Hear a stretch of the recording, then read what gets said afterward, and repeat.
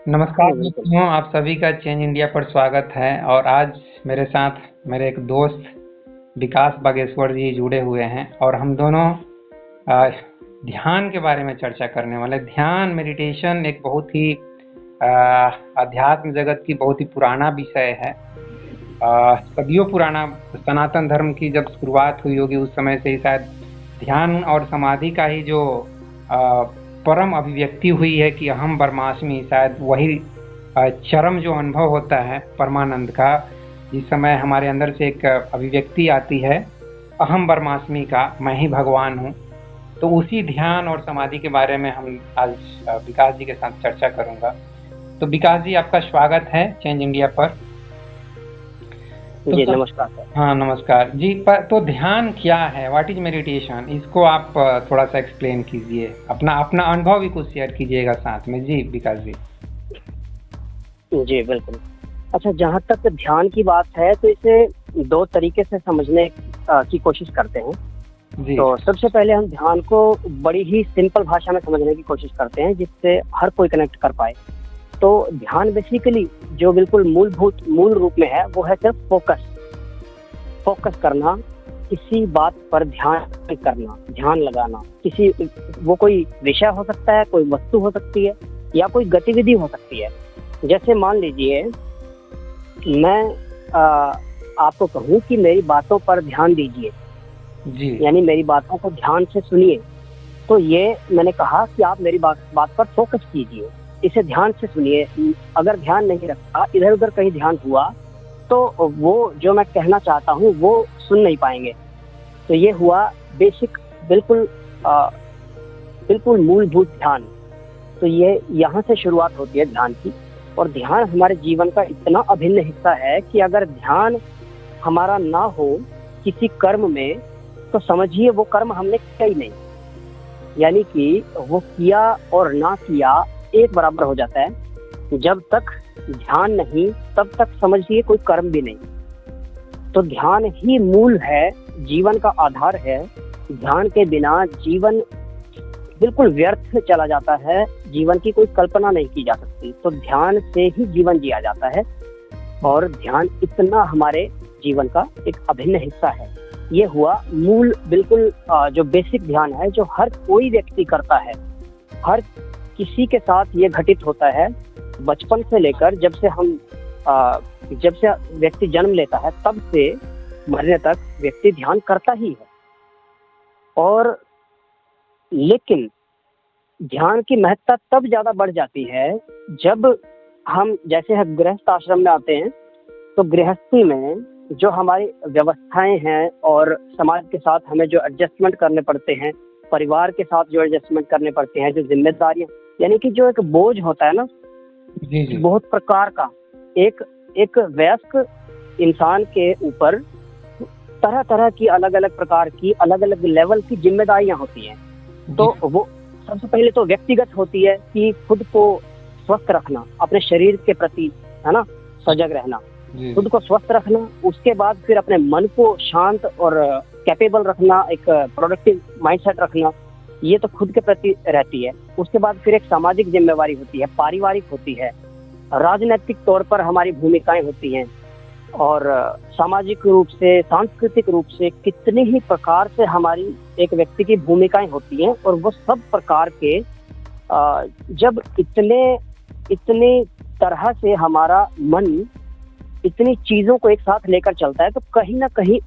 सामान्य व्यक्ति एक उलझन महसूस करता है और कहीं ना कहीं उलझा हुआ अपने आप को पाता है। तो ऐसे में जब ये विषय अलग अलग हैं, मान लीजिए एक सामाजिक विषय है और एक मेरा व्यक्तिगत विषय है, तो इनमें जब कभी टकराव की बात आती है तो फिर ध्यान की बहुत ज्यादा आवश्यकता हो जाती है। और ऐसे में मान लीजिए जैसे मैं समाज के लिए कुछ मुझे करना है और उस करने में मैं इतना मशगूल हो जाऊं कि मैं अपने शरीर की परवाह ना करूं, और उससे फिर मेरा शरीर धीरे धीरे, क्योंकि इतना वर्क लोड जब होगा शरीर पर तो उसका बैड इफेक्ट आएगा और थोड़े समय बाद फिर मेरी इम्यूनिटी वीक होगी और इम्यूनिटी वीक होने से फिर स्वास्थ्य गिरेगा। तो वो आएगी तो फिर जीवन में और समस्याएं आएंगी। तो ऐसे करके जब हम ध्यान नहीं प्रॉपर अपना रखते हर चीजों में, जब उलझा हुआ मन हो जाता है, उलझन में आ जाता है, इतनी सारी चीजों के बोझ में आ जाता है, जंजाल में फंस जाता है, तब ये इतनी सारी समस्याएं जीवन में स्वाभाविक रूप से पैदा हो ही जाती हैं। और ये हर किसी के साथ ये बड़ी स्वाभाविक सी घटना है। तो ऐसा होता ही है हमारे साथ, इसलिए ध्यान की महत्ता बढ़ जाती है। नहीं तो अगर ये चीज ना होती तो ध्यान तो स्वाभाविक रूप से हम हमेशा करते ही हैं और हर कोई कर ही रहा है बचपन से लेकर मरने तक। जी जी जी। तो ये आध्यात्मिक दृष्टिकोण से भी इसको थोड़ा सा बताने का, बात को रखने का कोशिश कीजिए, क्योंकि ये तो आपने नॉर्मल तरीके से आपने बता दिए, लेकिन लोग फिर किसी आश्रम में क्यों जाते हैं, किसी बाबा के पास क्यों जाते हैं ध्यान सीखने के लिए, तो उस चीज को बताइए कि ध्यान क्यों मतलब इतना महत्वपूर्ण हो जाता है कि लोग इसके लिए पैसे खर्च करते हैं, गुरु और बाबा के पास जाते हैं। जी, इसके बारे में बात कीजिए।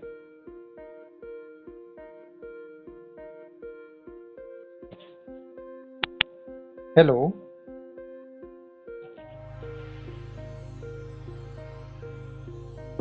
हेलो। हाँ सर, एक मिनट के लिए मैं अभी म्यूट करता हूँ। एक मिनट मैं अभी करता हूँ। हाँ हाँ।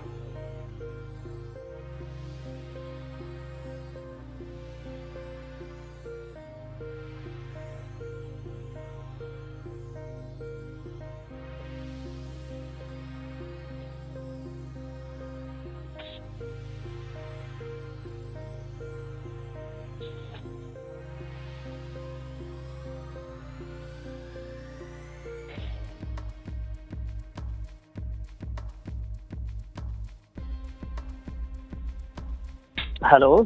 हाँ जी। हाँ जी, हाँ जी, क्या प्रश्न एक बार रिपीट कीजिए सर।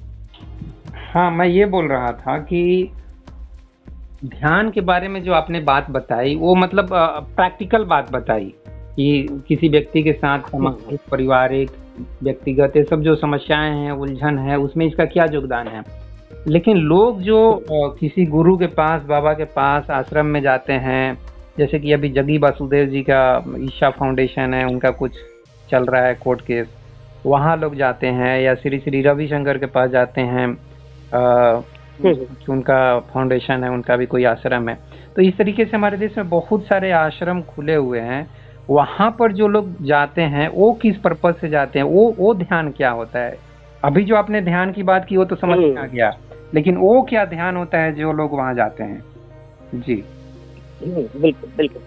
तो वो भी इसी से जुड़ी एक बात होती है। जब मैंने बताया कि हमारे इतने सारे पहलू होते हैं हमारे जीवन के, तो उनमें एक पहलू होता है आध्यात्मिक पहलू। आध्यात्मिक माने मेरा खुद के प्रति और खुद से जो संवाद है, जो मैं खुद के साथ जीवन व्यतीत करता हूँ, खुद से जब मैं बात करता हूँ, खुद को जब मैं देखता हूँ, खुद के बारे में जब मैं सोचता हूँ, तो ये सब चीजें आध्यात्मिक पक्ष में आती हैं।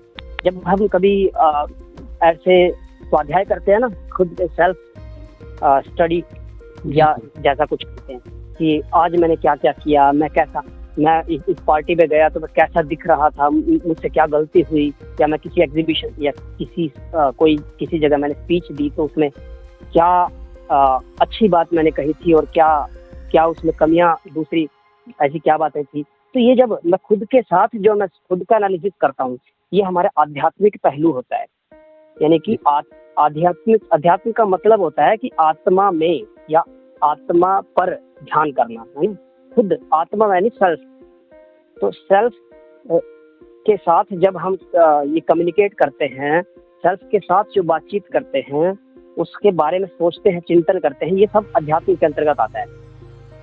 तो ये जो ध्यान लोग, जैसे आपने कहा कि जो गुरु और सदगुरु इतने सारे होते हैं, फिर उनके पास लोग जाते हैं और वो ध्यान करने के लिए जाते हैं, वो ध्यान सिखाते हैं वहाँ पर जी। तो वो क्या होता है ना, वो यही होता है कि जब व्यक्ति इस अध्यात्म, जब इतनी उलझनों के बीच में व्यक्ति का अध्यात्म कहीं खो जाता है, खुद से कभी इतने अच्छे से वो संवाद नहीं कर पाता, खुद के साथ कभी बातचीत उसकी नहीं हो पाती, वो इतना बाहर व्यस्त हो जाता है बहिर्मुखी इतना हो जाता है, एक्सट्रोवर्ट इतना हो जाता है कि दूसरे ही उसके जीवन में, घर जाएगा तो उसकी पत्नी, बच्चे और माँ बाप, उन सब का जो होता है घर में, तो उनके साथ रहेगा। ऑफिस जाएगा तो बॉस और कलीग्स, और बाहर जाएगा तो समाज, दुनिया, और कभी टीवी देखेगा तो न्यूज या कुछ भी, तो एंटरटेनमेंट करेगा तो कहीं फिल्म देखेगा। यानी खुद के साथ कब संवाद करता है वो, खुद के साथ कब बैठता है वो सिर्फ दूसरों के साथ बैठ रहा है। जब वो दूसरों के साथ बैठता रहेगा तो उसका वो जो अंदर का अध्यात्म है, यानी कि खुद के साथ की बातचीत है, वो वीक पड़ने लगेगी, उसका बॉन्ड कमजोर हो जाएगा। उस बॉन्ड के कमजोर होने से वो कहीं ना कहीं अपने आप को कटा हुआ महसूस करेगा। और किससे कटा हुआ महसूस करेगा? खुद से ही। यानी खुद को खुद से कटा हुआ महसूस करेगा। उसको ये समझ नहीं आएगा कि मैं क्या हूँ, फिर मैं कौन हूँ, मैं कौन हूँ, क्या कर रहा हूँ, क्या मेरा उद्देश्य है। वो एक तरह से भटका हुआ सा प्राणी हो जाएगा। ऐसा हम सबके साथ जब इतनी सारी चीजें ये होती हैं, ऐसा हर किसी की जिंदगी में कभी ना कभी या अधिकतर होता ही रहता है। तो ये पक्ष है। अब इस भटकाव से सुलझने के लिए, इसको सुलझाने के लिए, इसमें एक खुद को जानने के लिए व्यक्ति ध्यान की तलाश में जाता है और ऐसे गुरु की तलाश में जाता है कि मुझे मुझसे मिला दें, है ना। कहते हैं ना सदगुरु वो जो आपको आपसे मिला दे, वो सदगुरु। तो लोग इसीलिए तलाश करते हैं कि कोई मुझे मेरा पता बता दे कि मैं कौन हूँ, क्या कर रहा हूँ और मुझे क्या करना चाहिए। क्योंकि अगर हमें अपना लक्ष्य पता हो तो काम करने का जो मजा होता है ना, वो अलग होता है। और जब हमें लक्ष्य पता नहीं है तो हमारी ना तो प्रोडक्टिविटी होती, ना इफिशियंसी के साथ हम काम करते हैं, और ना ही दिल में खुशी होती है उस काम को करने की। तो ये जीवन को जी रहे हम, ये सबसे बड़ा काम है। अब जीवन को जी क्यों रहे हैं, किस लिए जी रहे हैं, ये ना पता हो, जीवन का उद्देश्य ना पता हो, तो फिर ना तो एफिशिएंटली जी पाएंगे और ना ही जीवन में कुछ कर पाएंगे। और जीवन ऐसे ही व्यर्थ चला जाएगा और फिर बाद में बैठकर पछताएंगे कि मैंने समय व्यर्थ गंवा दिया। तो ये जो भटकाव होता है, खुद से भटकाव, इसको समझने के लिए उस ध्यान की जरूरत पड़ती है, जो कि ये सदगुरु और गुरु के पास मिलता है। जी। लेकिन मेरा सवाल यह है कि क्या कोई व्यक्ति उसको खुद से ही खुद का पता पूछने में कोई दिक्कत है? मतलब वो खुद है और उसको अपने खुद को या अपने अंदर जो बोध है वो अनुभव करना चाहता है, तो क्या खुद को ही हाँ अनुभव करने के लिए किसी गुरु और बाबा के पास जाने की जरूरत है? वो खुद से खुद को अनुभव नहीं कर सकता है कि मैं क्या हूँ, कौन हूँ, कैसा हूँ? नहीं अनुभव कर सकता है? हाँ बिल्कुल, हाँ कर सकता है, लेकिन उसके लिए उसको दो तीन चीजें चाहिए जो हर किसी के पास नहीं होती। एक तो चाहिए उसका ध्यान की प्रगाढ़ता, एकाग्रता, फोकस, जबरदस्त फोकस माइंड चाहिए। एक तो जो चीजों को एज इट इज देख सके, वो उलझे नहीं चीजों में, एकदम एज इट इज देख सके। इतना एक कहते हैं ना तेज बुद्धि, कुशाग्र बुद्धि, वैसी बुद्धि चाहिए। एक तो ये हर किसी के पास नहीं होती। दूसरा दूसरा व्यक्ति बहुत ज्यादा फंसा हुआ नहीं होना चाहिए शुरुआत से ही। शुरुआत से ही अगर व्यक्ति अपने साथ जुड़ा रहता है तो उसे कभी दिक्कत नहीं आएगी। वो कभी ना कभी अपने आप से खुद खुद को जान ही लेगा, क्योंकि वो कभी पूरी तरह से भूला ही नहीं। कभी ना कभी उसका डोर पूरा टूटा नहीं। वो थोड़ा सा अपने साथ हमेशा जुड़ा रहा, बेशक वो कितना ही बाहर बाहर भटका, लेकिन थोड़ा सा हमेशा जुड़ा रहा। लेकिन जो लोग बिल्कुल अपने अपने बारे में इतना सोचते ही नहीं कभी, और अपने आप को बिल्कुल पीछे छोड़ देते हैं और संसार की इस माया में बिल्कुल खो जाते हैं, रंग जाते हैं, तो इन लोगों को निश्चित रूप से जरूरत पड़ती है बाहर के फोर्स की। तो ये बात है। अच्छा विकास जी, ध्यान की प्रक्रिया में समझने के लिए इसको 3 पार्ट में अध्यात्म बांटता है। एक ध्याता की बात करता है और एक ध्याय की बात करता है। ध्याता मीन्स जो ध्यान करने वाला है, ध्याय मीन्स जो आपका उद्देश्य है, जो ऑब्जेक्ट है, जो आपने फोकस करने की बात की, तो जिस पॉइंट पे आप फोकस कर रहे हैं वो हो गया ध्याय। और एक हो गया ध्यान की प्रक्रिया। एक ध्यान इज ए प्रोसेस, मतलब हो गया हमारा मेंटल है या हमारा स्पिरिचुअल प्रोसेस या हमारी सोल की प्रोसेस। तो इस चीज को आप किस तरीके से देखते हैं? मतलब ये जो बंटवारा किया गया है सही है?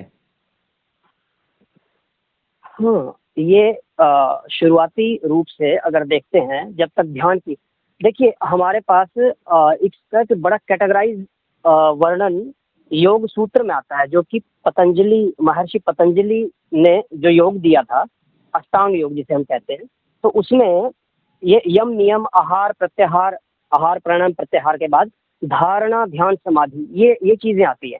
तो जब धारणा होती है, धारणा माने वो ध्येय, धारणा का मतलब होता है कोई कोई चीज हमने धार ली और अब उस धारणा पर ध्यान लगाना है ना, फोकस करना है। तो ध्येय यानी धारणा, उसके बाद ध्यान यानी वो प्रोसेस, उसके बाद समाधि यानी कि उस ध्यान की अंतिम अवस्था।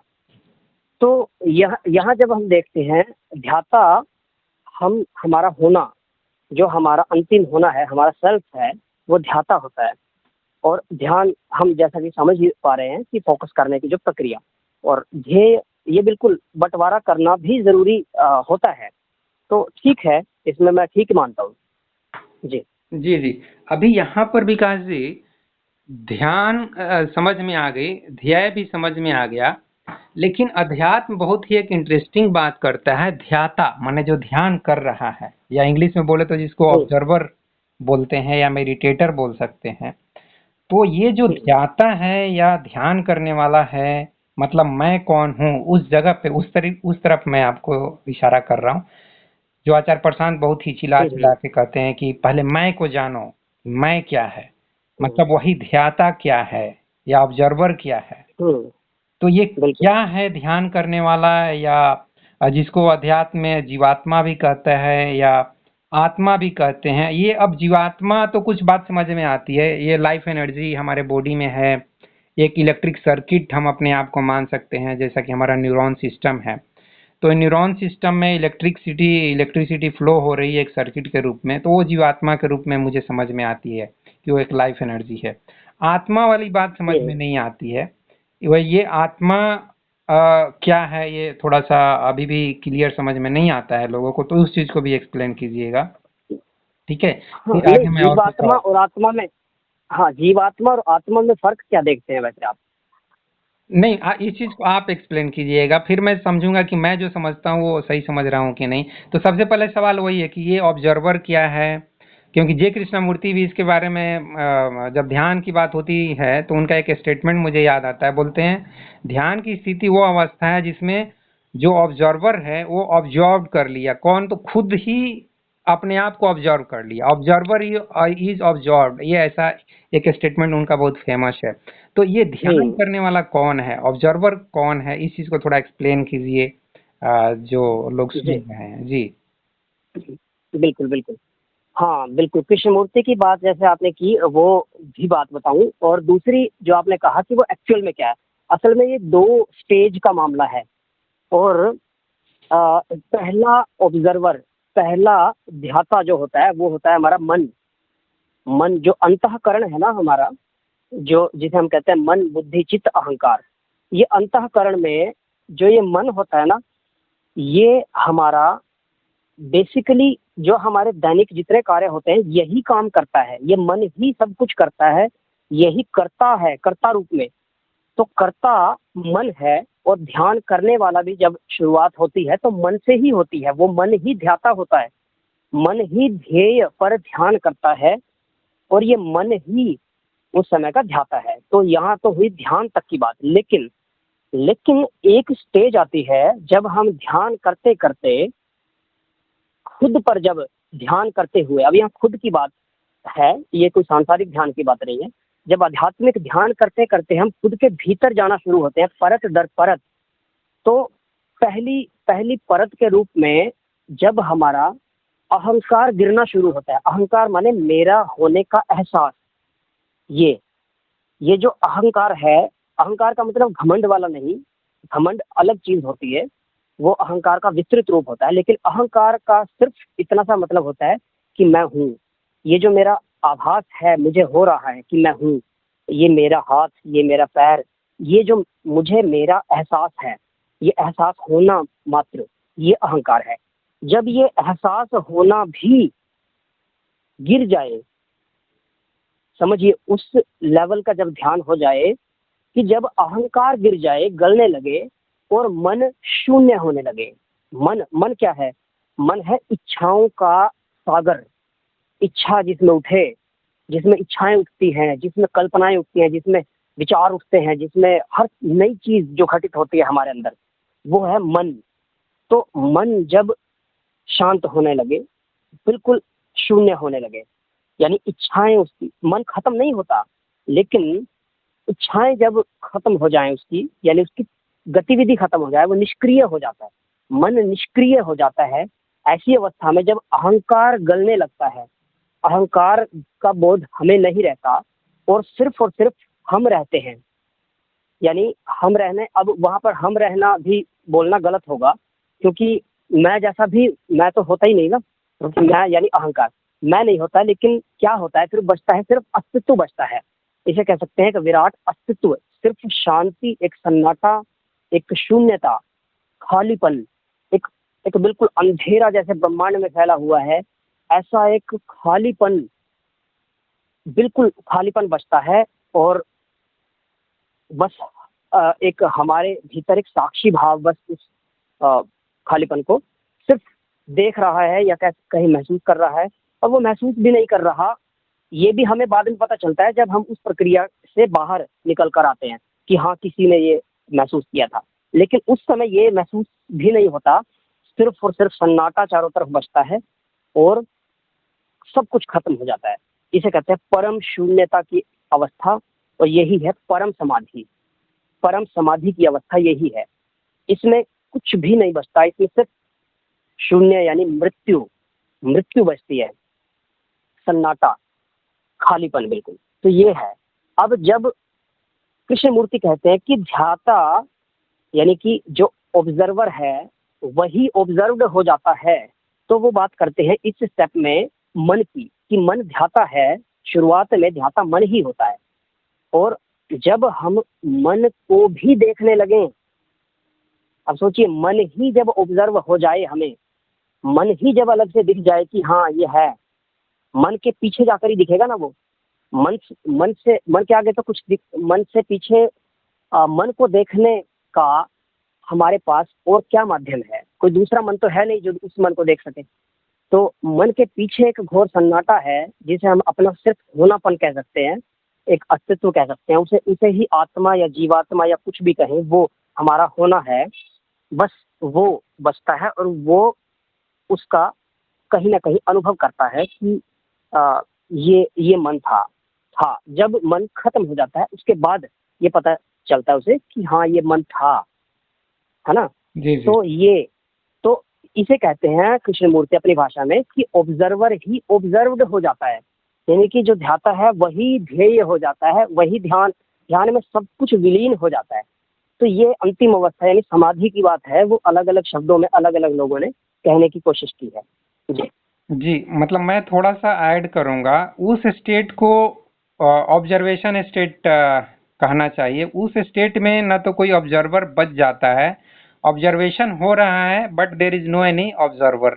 तो ऑब्जर्वेशन हाँ इक्वल टू समाधि या मेडिटेशन, मतलब ऐसा मुझे समझता हूँ कि जय कृष्णमूर्ति जी कहना चाहते हैं। सही है? हाँ हाँ बिल्कुल। ठीक है। अभी अगला सवाल यह आता है कि आम आदमी को ऐसे गुरु और महात्मा ऐसे बात करते हैं जैसे कि आत्मा या जीवात्मा जैसी जो चीज है वो बहुत ही अलौकिक है, मतलब उस चीज को अनुभव करना बहुत बड़ा काम है और बाकी हम लोग बहुत तुच्छ प्राणी हैं। क्योंकि आप जिस तरीके से अपना अनुभव शेयर कर रहे हैं, निश्चित रूप से आप इस चीज को अनुभव किए हैं तब इनको आप अपने शब्दों में बता रहे हैं। कोई भी व्यक्ति जब तक इस चीज को अनुभव नहीं करेगा उस चीज को व्यक्त नहीं कर सकता है। तो मेरा सवाल यही है कि जिसके बारे में ये गुरु और महात्मा इतना ज्यादा महिमा मंडन कर दिए हैं, आम आदमी को ऐसा भ्रमित कर दिए हैं कि आम आदमी को लगता है कि मतलब वो तो कुछ और ही बात कर रहे हैं, उस चीज को हम जैसे तुच्छ प्राणी अनुभव ही नहीं कर सकते हैं। तो वो लोग फिर क्या करते हैं किसी गुरु के, किसी बाबा का मतलब जाके वही उनका आश्रम ज्वाइन कर लेते हैं, चाहे वो ओशो रजनीश का भी आश्रम चल रहा है, चाहे और किसी बाबा का आश्रम चल रहा है।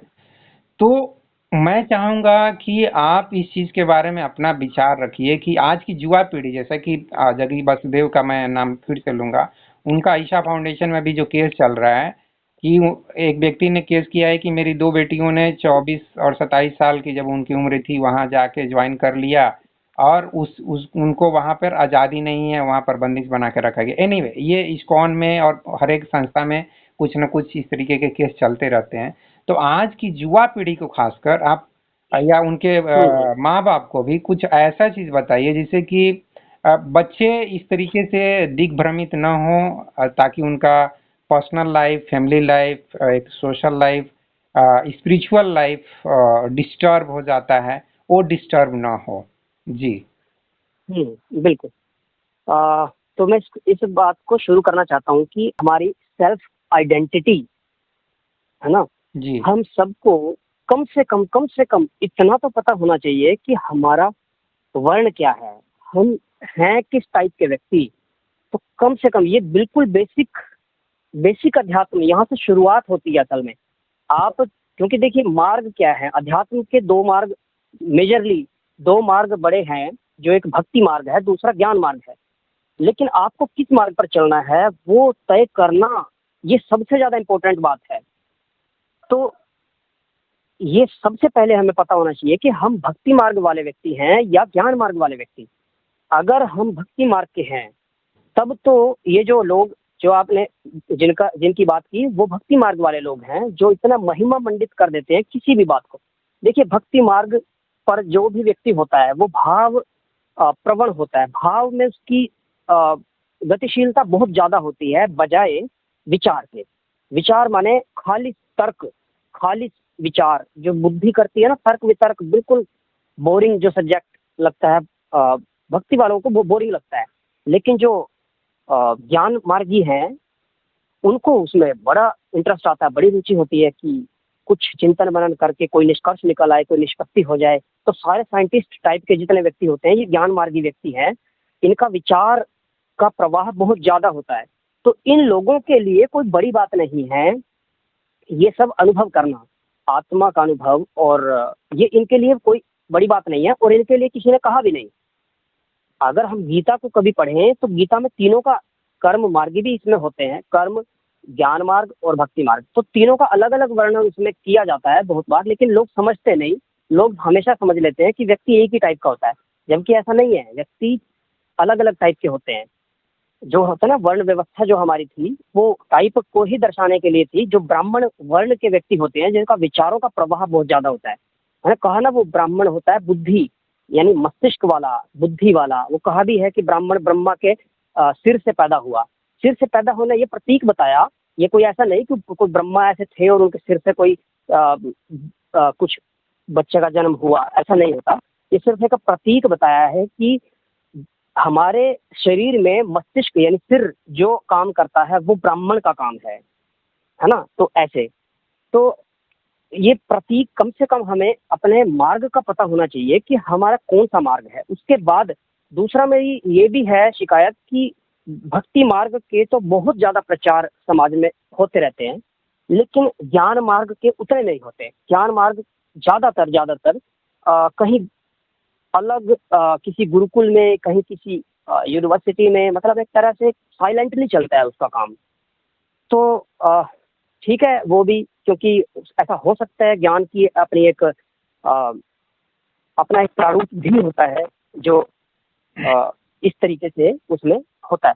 लेकिन मैं ये कहना चाहता हूँ कि जब व्यक्ति को पता हो कि मेरा क्या मार्ग है तो वो भटकने से बच जाता है। वो अगर कोई ज्ञान मार्गी व्यक्ति है वो व्यर्थ में भक्ति मार्ग में ना जाए, और अगर जाता भी है तो ये समझ के जाए कि हाँ ये भक्ति मार्ग है और मेरा पूरा तो इससे लाभ नहीं होगा, लेकिन हाँ जितना ये बताते हैं इतना समझ लीजिए। क्योंकि ज्ञान मार्ग वाले तो भक्ति मार्ग की भी स्टडी करते हैं, क्योंकि ज्ञान मार्ग वालों को तो स्टडी करनी है, उसमें कुछ भी हो, संपूर्ण जगत की स्टडी वो करते हैं।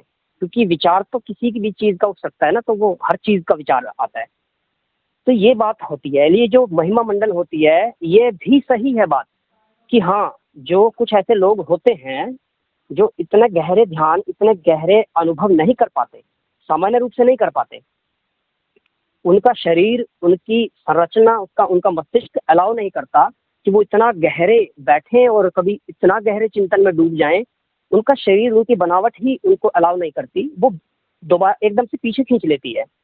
आपने कभी देखा होगा ऐसे कुछ लोग होते हैं जो घंटों किसी एक ही काम को पूरे ध्यान के साथ, एकाग्रता के साथ कर पाते हैं। लेकिन कुछ ऐसे भी चंचल देखे होंगे, चंचल टाइप के व्यक्ति जो कभी 5 मिनट भी किसी एक चीज पर ध्यान केंद्रित नहीं कर पाते, वो एकदम से इधर उधर, उनको कुछ ना कुछ नया चाहिए, चंचलता उनमें ज्यादा होती है। तो ये टाइप की बात होती है। तो इसलिए जो ऐसे टाइप के लोग हैं जो बहुत गहरे नहीं बैठ सकते, कभी इतना गहरा चिंतन मनन नहीं कर सकते, उनके लिए तो वाकई ये बहुत बड़ी बात होती है कि वो आत्मा का और इस प्रकार के ये अनुभव और ये चीजें।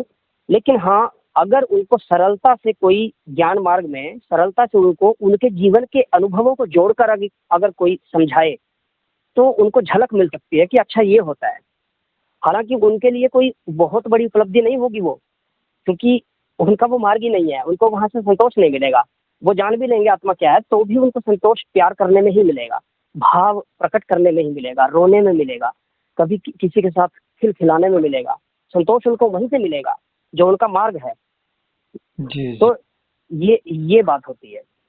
जी। अगला एक सवाल इसमें है ध्यान से, जैसा कि हमने ओशो रजनीश और जे कृष्णमूर्ति दोनों की बात की है, तो ओशो रजनीश लगभग 108 ध्यान की विधियां बताए हैं और शायद अभी तक टोटल 112 विधियों की खोज कर ली गई है, जबकि जे कृष्णमूर्ति ध्यान की विधि फॉलो करने से मना किए हैं। तो ये दोनों लोगों को आप किस दृष्टिकोण से देखते हैं? मतलब एक तरफ एक व्यक्ति इतने ज्यादा मेथड्स बता रहा है, दूसरे तरफ दूसरा आदमी टोटली डिसरिगार्ड कर दे रहा है, डिस्कार्ड कर दे रहा है कि नहीं नहीं ये सब गलत है। तो इसके बारे में आप क्या कहेंगे? हाँ, दोनों अपने अलग अलग तलों से बातें कर रहे हैं और दोनों ठीक बात कर रहे हैं। जब ओशो इतनी प्रकार की ध्यान विधियों की खोज करते हैं और लोगों के लिए वो ध्यान विधियां छोड़ कर जाते हैं, तो वो लोगों के व्यवहारिक पक्ष को देखते हैं, लोगों को देखते हैं कि लोग कैसे हैं। एक ही तरह के लोग नहीं होते, वो इतने अलग अलग तरह के लोग होते हैं। सबको अलग अलग प्रकार से ट्रिगर करके ध्यान का स्वाद चखाया जाता है कि किसी को तो कोई बात प्रभावित करती है तो किसी को कुछ और बात। एग्जाम्पल देता हूँ, जैसे एक व्यक्ति है, हाँ, एक फिल्म में भी शायद सीन था, किसी फिल्म में एक कॉमेडी सीन था या क्या था, तो उसमें कहता है, एक जो नायक होता है वो उस व्यक्ति को कहता है कि तुम्हें अपनी माँ की कसम इस जहाज को उड़ाओ, तो वो नहीं उड़ाता, वो माँ की कसम से ट्रिगर नहीं होता। तो वो इस टाइप का व्यक्ति है। तो ऐसे वो देखते हैं, वो दारूबाज पायलट होता है, तो फिर वो उसको पहचान के उसे कहते हैं कि तुम्हें इस बोतल की कसम, तो वो राजी हो जाता है कि बोतल की कसम मत दो, मैं करूंगा जो तुम कहना चाहोगे मैं वो करूंगा। तो अब इस व्यक्ति के लिए ये बोतल ट्रिगर कर रही है, किसी व्यक्ति को माँ ट्रिगर करती है, किसी को बहन ट्रिगर कर जाती है। कई बार ये माँ की बहन की गालियां होती है ना, ये होती इसीलिए है कि व्यक्ति को ट्रिगर किया जाए। तो व्यक्ति को ट्रिगर करना, हम असल में क्या, हम अपने जीवन में इतना इम्यून हो चुके होते हैं चीजों से कि हमें कुछ ट्रिगर नहीं करता, हम चिकने खड़े हो जाते हैं।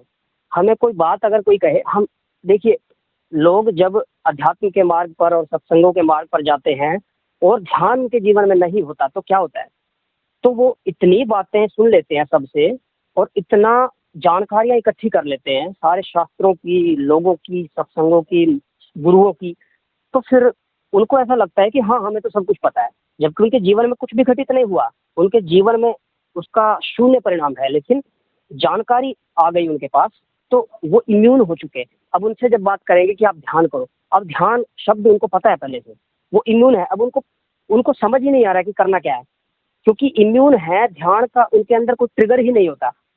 तो ध्यान शब्द ना बोलकर अगर उनको कहा जाए आप ऐसा करो, आप आंख बंद करो, तो आंख, ये कोई नई बात है, तो कहेंगे कि हाँ जी ठीक है, आंख बंद कर ली, अब क्या करें सर, अब सांस लो, तो कहेंगे कि हाँ सांस ठीक है, कोई बात नहीं, ले ही रहे थे वैसे भी, लेकिन आप कह रहे हैं तो अब ले लेते हैं। तो सांस ली, फिर उन्होंने कहा सांस को अब लेते हुए देखो, फिर सांस को रोको, अब इस रोकने को भी देखो कि मैं रोक रहा हूँ। फिर वो कहते हैं कि सांस को छोड़ो, अब छोड़ने को देखो कि सांस छूट रही है। अब सोचिए ये व्यक्ति अब इसमें उलझ गया, अब इस प्रक्रिया में वो उलझ गया। अब जितनी चीजें उसको याद आ रही थी कि हाँ फला मुझे ईएमआई भरनी है, बच्चों को ट्यूशन की फीस देनी है, ये देना है, वो देना है, ये करना है, वो कर, ये सब चीजें भूल गया वो। अब संसार को छोड़ के वो सांस में उलझ गया। तो ये अब ध्यान एकाग्र करने का उसके साथ एक तरह से चालाकी का एक तरीका है ये, इसे चालाकी कह सकते हैं, मन के साथ चालाकी करना, है ना। जी जी। तो मन जो इतना इम्यून हो चुका था हर तरह से, अब किसी का किसी चीज के प्रति इम्यून हुआ पड़ा है, किसी का किसी चीज के प्रति। तो इसलिए अलग अलग लोगों के लिए अलग अलग चीज ट्रिगर करती हैं, और इसलिए अलग अलग विधियां, जब ओशो ने देखे लोग इतने टाइप के हैं, तो उन्होंने फिर अलग अलग लोगों के लिए अलग अलग ट्रिगर करने वाली चीजें जब उसमें शामिल की तो वो काम करती हैं, और फिर वो वही परिणाम देती है जो सामान्य कोई भी ध्यान देता है। तो ये ध्यान करने का उन्होंने एक व्यावहारिक पक्ष लेकर ये बात कही, और ये विधियों की खोज की, ये बिल्कुल ठीक है।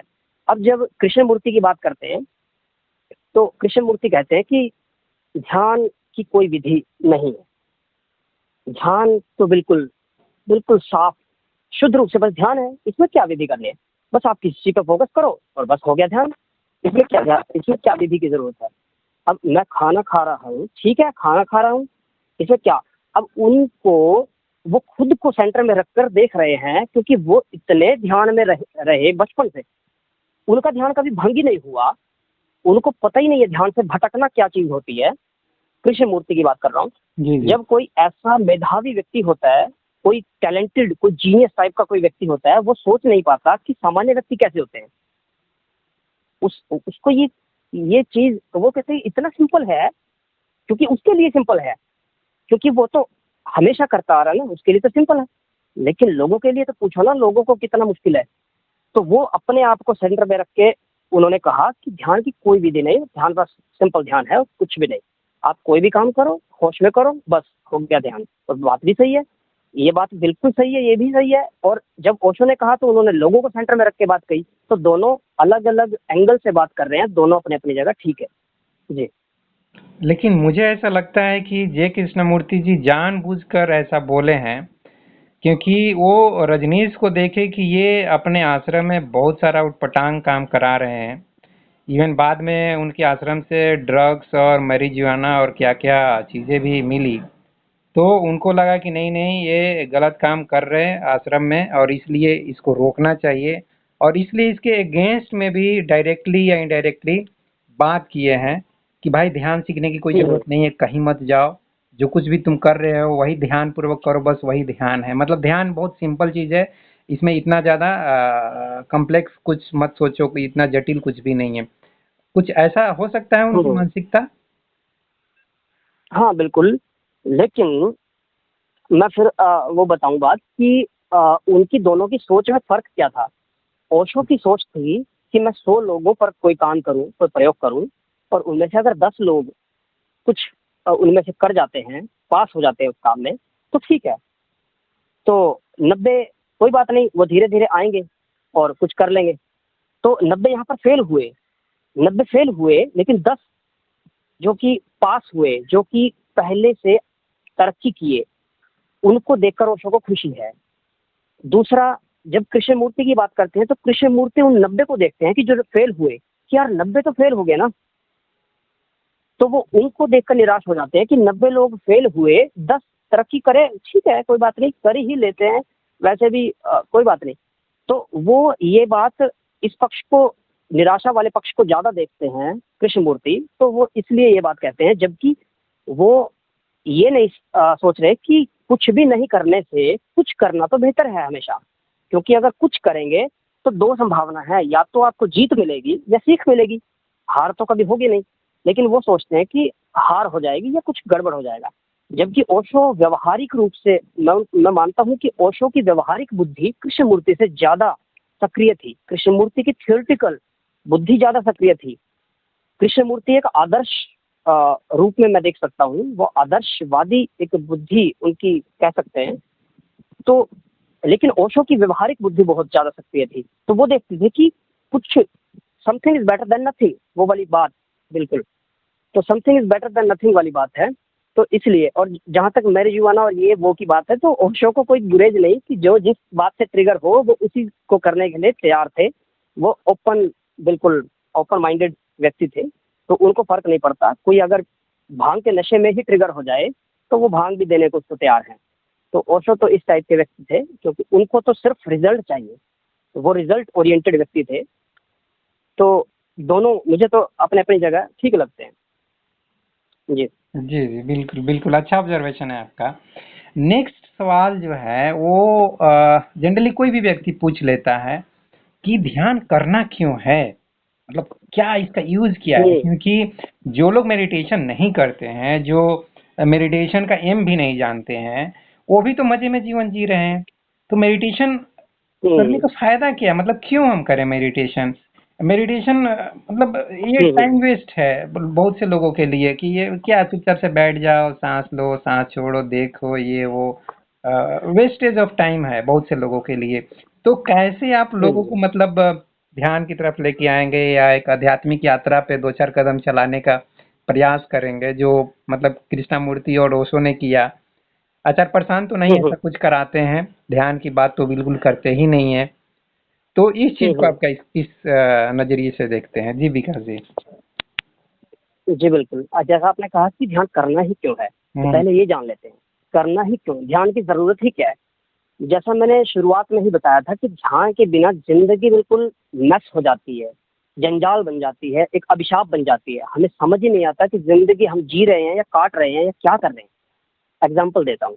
एक व्यक्ति गाड़ी चला रहा है और उसका सड़क पर ध्यान नहीं है, बल्कि इधर उधर कहीं भी ध्यान है या कहीं भी नहीं ध्यान है, मान लीजिए। तो सड़क पर उसका ध्यान नहीं है।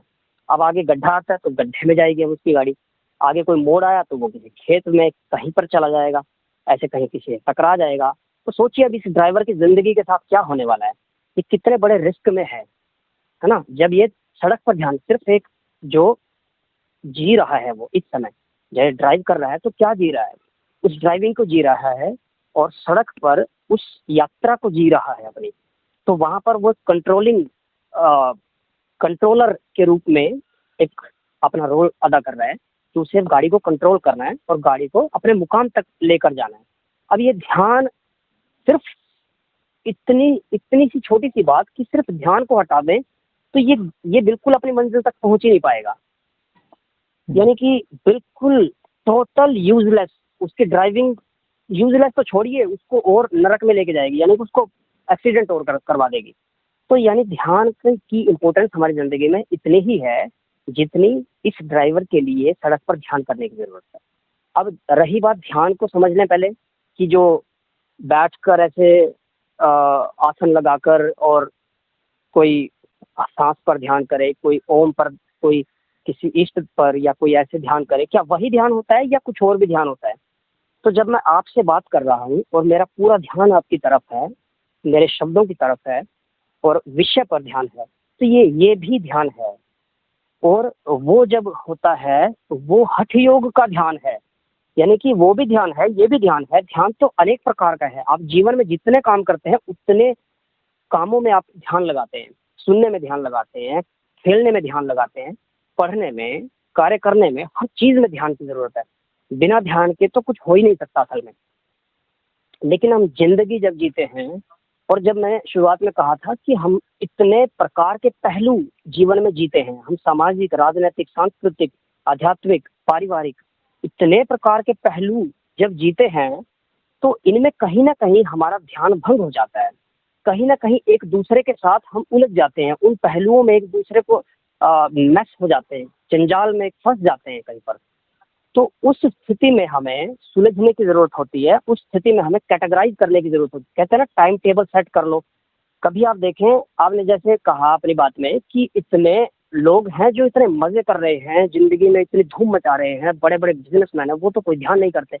असल में वो सबसे ज्यादा ध्यान करते हैं, कभी आप देखना। लेकिन हाँ, बस बात इतनी सी हो रही है कि हम ध्यान को समझ रहे हैं वो आसन लगाकर करने वाला ध्यान, आंख बंद करके करने वाला ध्यान।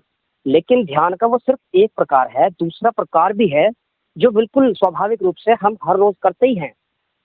तो वो वाला ध्यान, और वो जीवन में हमें बहुत आगे लेकर जाता है। असल ध्यान असल में वही है ये जो हठ योग में हम करते हैं वो ध्यान तो सिर्फ इस ध्यान को जगाने का एक माध्यम होता है, ताकि हम हमारा माइंड ट्रेन हो सके, माइंड को समझ आ सके कि अच्छा इस प्रकार से रहना है क्या, ये स्टेट है क्या, एकाग्र रहना है क्या, अच्छा फोकस करके रहना है क्या। तो माइंड को हम ट्रेन करते हैं कि ऐसा रह भाई, ऐसा रह, इधर उधर मत उलझ, इधर मत देख उधर मत देख, ऐसा रह। जैसे घोड़े के, जब घोड़ा भागने वाला जो घोड़ा होता है उसके आंखों के दोनों तरफ एक कुछ लगा के रखते हैं हम, है ना, ताकि वो इधर उधर ना देखे, यानी इधर उधर उसका ध्यान भंग ना हो, और वो एक तरफ सेंटर में फोकस करके और लक्ष्य की तरफ बढ़े आगे। तो वैसा ही हम ध्यान में, ये हठ योग वाला जो ध्यान है जिसमें हम आंख बंद करके ये करते हैं, जितने भी प्रकार की विधियों से कर लें, ये ध्यान बस उस मन को ट्रेन करने के लिए होता है कि भाई भूल मत, ये है तुम्हारा सही दिशा, ये है, ऐसे चलना है। तो अब जब आंख खोलते हैं और जीवन जीते हैं तो वो जो रिलैक्सेशन माइंड का होता है, वो जो माइंड अब ट्रेन हो चुका है, अब क्योंकि काम तो माइंड को ही करना है ना, करता, मैंने बताया पहले कि करता हमारा मन है और मन ही सब कुछ करेगा। तो जब मन हमारा मैनेजर है असल में, जैसे कंपनी का एक मैनेजर होता है, कंपनी का मालिक कुछ नहीं करता, यानी कि आत्मा, वो कुछ नहीं करता, सब काम मैनेजर देखते हैं। कंपनी का जो सीईओ और मैनेजर होता है वो सब काम देखता है, वो सबको काम पर लगा के रखता है। तो उसका फोकस सबसे ज़्यादा ज़रूरी है कि उसको करना क्या है, वही कंपनी को दिशा देता है, वही कंपनी की दशा को निर्धारित करता है। तो हमारे जीवन में भी मन ही निर्धारित करता है सब कुछ। तो जब वहाँ से हम सीख जाते हैं तो फिर अपने इस जीवन में भी अच्छे से हम सेट कर लेते हैं कि अच्छा अब ये टाइम मेरा कसरत का टाइम हो।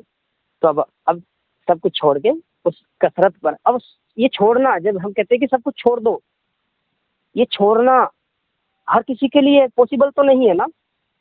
हम हमेशा देखते हैं इतने लोग शराब नहीं छोड़ पाते, बीड़ी नहीं छोड़ पाते, अरे चिंता नहीं छोड़ पाते, चिंता जी जी। चिंता भी नहीं छोड़ पाते लोग। तो ये क्यों नहीं छोड़ पा रहे हैं? क्योंकि मन ट्रेन नहीं है, मन फंस गया कहीं ना कहीं, और मन को ट्रेन करने की जरूरत है। तो यहाँ आकर उस हठ योग वाले ध्यान की जरूरत पड़ जाती है, जिसमें हम एक जबरदस्ती शुरुआत में पुश करके मन को ये चीजें करने के लिए ट्राई करते हैं, ट्रेन करते हैं, और फिर धीरे धीरे मन जब उस प्रकार से ढल जाता है तो फिर वो ऑटोमेटिकली चिंता को छोड़ने में भी सक्षम हो जाता है, चीजों को स्विच करने में भी सक्षम हो जाता है। जब उसे सामाजिक रूप से जीना है तो सामाजिक रूप से जिएगा, जब व्यक्तिगत रूप से जीना है तो फिर व्यक्तिगत जिएगा। आप कभी बड़े लोगों को देखना, उनके जीवन बड़े सेटल्ड होते हैं इस मामले में। जो जिन बिजनेसमैन की, अगर टाइकून्स की कभी हम बात करें, जो सफलतम लोग होते हैं जीवन में, उन लोगों को कभी देखना, वो कितना फोकस्ड होते हैं, वो इतना जबरदस्त ध्यान उनके जीवन में घटित होता है, और उस ध्यान का ही परिणाम होता है जो वो इतने सफल होते हैं हर मामले में। जी। खासकर पैसे वाले मामले में उनका पूरा फोकस होता है अपने बिजनेस के ऊपर कि कहाँ हमको पैसे लगाना है, कब किस शेयर को बेचना है, कब खरीदना है। मतलब उनका दिमाग में हमेशा यही सब चीज चलते रहता है कि कहाँ से मेरे को पैसे आ सकता है, कहाँ पे मेरा पैसा लॉस हो सकता है, कहाँ पे रोकना है, कहाँ पे पाना है। तो उनका दिमाग में हमेशा उसी मैट्रिक्स को एनालाइज करने में लगा रहता है, और इसलिए वो बेटर वे में पैसे को खींच पाते हैं। मैं तो इस तरीके से लगता है कि बिजनेसमैन को देखता हूँ। हाँ बिल्कुल, बिजनेसमैन की जहाँ तक बात है, वो ध्यान को इस दिशा में यूज कर लेते हैं, और इस दिशा में भी वो पैसा कमा लेते हैं। यानी कि जो चाहे आप ध्यान से वो कर सकते हैं। जी जी जी, जी। अभी आपने एक बात निकाला, लोग शराब नहीं छोड़ पाते हैं, दारू शराब बीड़ी। तो ध्यान में ये भी अध्यात्म में सुनने में आता है कि ध्यान की अवस्था पूरी तरह से होशो हवास वाली जीने की अवस्था है। मतलब पूरी तरह से हम होश से भर जाते हैं, जागरूकता से भर जाते हैं, आत्मबोध से भर जाते हैं। ये सब सेल्फ अवेयरनेस, सेल्फ रियलाइजेशन, ये सब शब्द हैं ध्यान की अवस्था के लिए। तो ये जो शराब पी के व्यक्ति क्या हो जाता है, और मतलब और बिना शराब पिए वाले अवस्था में क्या होता है, क्या वो चीज है जो एक शराबी को बेहोश बना देता है? तो जब शराबी बेहोश होता है तो उस समय उसके अंदर से होश क्या होती है? इस चीज को थोड़ा, ये एक ह्यूमन बीइंग का जो साइकोलॉजी है, चाहे उसकी जो स्पिरिचुअलिटी है, इस चीज को कैसे देखता है जी विकास जी? बिल्कुल, ये बड़ा अच्छा प्रश्न किया आपने। अच्छा, मैं थोड़ा सा अष्टांग योग के बारे में बता दूं कि अष्टांग योग शुरू कहाँ से होता है। शुरू होता है यम से, यम नियम। और ये यम नियम है क्या? यम नियम है बिल्कुल जो सामाजिक और नैतिक नियम होते हैं, जैसे सत्य, अहिंसा, ये चोरी ना करना, ये भ्रष्टाचार और रिश्वतखोरी ना करना, और कभी झूठ ना बोलना है। तो और क्या, अपरिग्रह, यानी कि कभी अपनी आवश्यकता से ज्यादा की लालसा करके हम जो जमा कर लेते हैं चीजें, वो हमें जरूरत नहीं होती उनकी, लेकिन उससे ज्यादा कर लेते हैं, तो वो नहीं करना। तो ये चीजें, और सत्य, अहिंसा, अस्तेय और शौचम, ये नियम में क्या होता है, शौच, शौच का मतलब होता है शारीरिक रूप से स्वच्छता, सुंदरता। जो हम शुरुआत जब दिन की करते हैं तो फ्रेश जो हम टॉयलेट करते हैं वहां से शुरू होता है, फिर स्नान करना और अच्छे वस्त्र धारण करना और सुगंध का प्रयोग करना, अच्छे से बाल बनाना, सुंदर दिखना, ये शौच में आता है। फिर शौच, फिर इंद्रिय निग्रह और ईश्वर प्राणिधान, ये चीजें यानी सत्संग, स्वाध्याय, स्वाध्याय आते हैं उसमें। स्वाध्याय जैसे मैंने पहले बताया था, सेल्फ स्टडी करना, खुद के बारे में। जब हम रात को जैसे करते हैं ना कि पूरे दिन में आज मैंने क्या किया और क्या सही था, क्या गलत था, या क्या था, जो भी था उसको रिकॉल करना, वो स्वाध्याय। उसमें खुद के साथ हम जुड़ते हैं, एक मौका होता है हमारा खुद के साथ कनेक्शन बनाने का।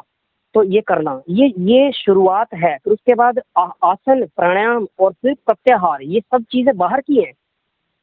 ये प्रत्याहार तक, प्रत्याहार में तो आहार और विहार तक का भी है कि पथ्य आहार, यानी आप अगर अच्छा आहार लेंगे तो आप धारणा, ध्यान, समाधि में प्रवेश कर पाएंगे। विहार आपका सही होगा। विहार माने जो हम चलते फिरते, उठते बैठते हैं, ये सब चीजें जो हम करते हैं ये विहार में आती हैं। हम जैसे अब लोगों को विहार तक का नहीं पता, असल में लोग विहार भी पथ्य नहीं कर रहे हैं, अपथ्य विहार होता है। जैसे हम कहीं बैठे हैं, टीवी देख रहे हैं मान लीजिए, तो बैठे हैं तो 3 घंटे बैठे ही है, वहां पर उठ ही नहीं, आंख ही नहीं झपका रहे हैं, मतलब इधर उधर देख ही नहीं रहे, ये अपथ्य विहार है। शरीर ऐसा नहीं चाहता, शरीर चाहता है कि कुछ 20 मिनट आप देखिए, 20 मिनट अच्छे से कर लिया आपने, ठीक है, अब कम से कम 20 सेकंड के लिए तो इधर उधर टहलिए, 20 सेकंड के लिए उठकर जाइए, थोड़ा पानी पीजिए, आंखों को रिलैक्स कीजिए। रूल भी है, आंखों पे जो चश्मा लगता है वो अपथ्य विहार के कारण लगता है। और बता दूं, घुटने की बीमारी, रीढ़ की बीमारी, सर्वाइकल, साइटिका, ये सब अपथ्य विहार यानी कि गलत उठना, बैठना, चलना फिरना, इनके कारण होता है। गलत तरीके से हम बैठे हैं तो बैठे ही हैं, लेटे हैं तो लेटे ही हैं, ये गलत है बात। तो अपथ्य विहार, ये सब चीजें गलत होती है। तो पथ्य होना चाहिए, आहार भी विहार भी। उसके बाद वो व्यक्ति साधना के योग्य होता है। और साधना में सबसे पहले धारणा, धारणा माने क्या, किस पर ध्यान करना है, फिर ध्यान, फिर समाधि तक पहुंचता है। अब आपके प्रश्न पर आते हैं। आपने कहा था कि जो लोग ये जो शराब वगैरह पीते हैं और वो छोड़ तो नहीं पाते, और उनका ध्यान के साथ और जीवन के साथ क्या संबंध है। तो ये संबंध होता है। अब मैं समाधि की भी बात करूं, अगर ये समाधि में भी हमारा शरीर, अब समाधि ऐसी अवस्था है, मैंने पहले कहा था कि अहंकार नष्ट हो जाता है, गलना शुरू हो जाता है, मन इतना शांत होकर निष्क्रिय तक हो जाता है। तो यानी करता ही हमारा नहीं रहा हमने, तो हम वापस कैसे आ जाते हैं। यानी समाधि के बाद तो फिर मृत्यु बचती है ना, तो मरते क्यों नहीं और वापस क्यों आ जाते हैं जीवन में। मेरे साथ भी ऐसा घटना घटित हुई, मैं भी वापस आया। और मोस्टली ज्यादातर लोग जो शुरुआत में कभी भी समाधि में इसमें प्रवेश करते हैं तो वो वापस आते ही हैं, 1 बार 2 बार ऐसे करते करते। कभी इतना लंबा अभ्यास कभी हो जाए, जब ये सारी चीजें, ये जो यम नियम, आसन, प्राणायाम, प्रत्याहार, जब ये सारी चीजें पास हो जाएं, सारे स्टेज क्लियर हो जाएं, उसके बाद फिर वो समाधि अंतिम समाधि होती है।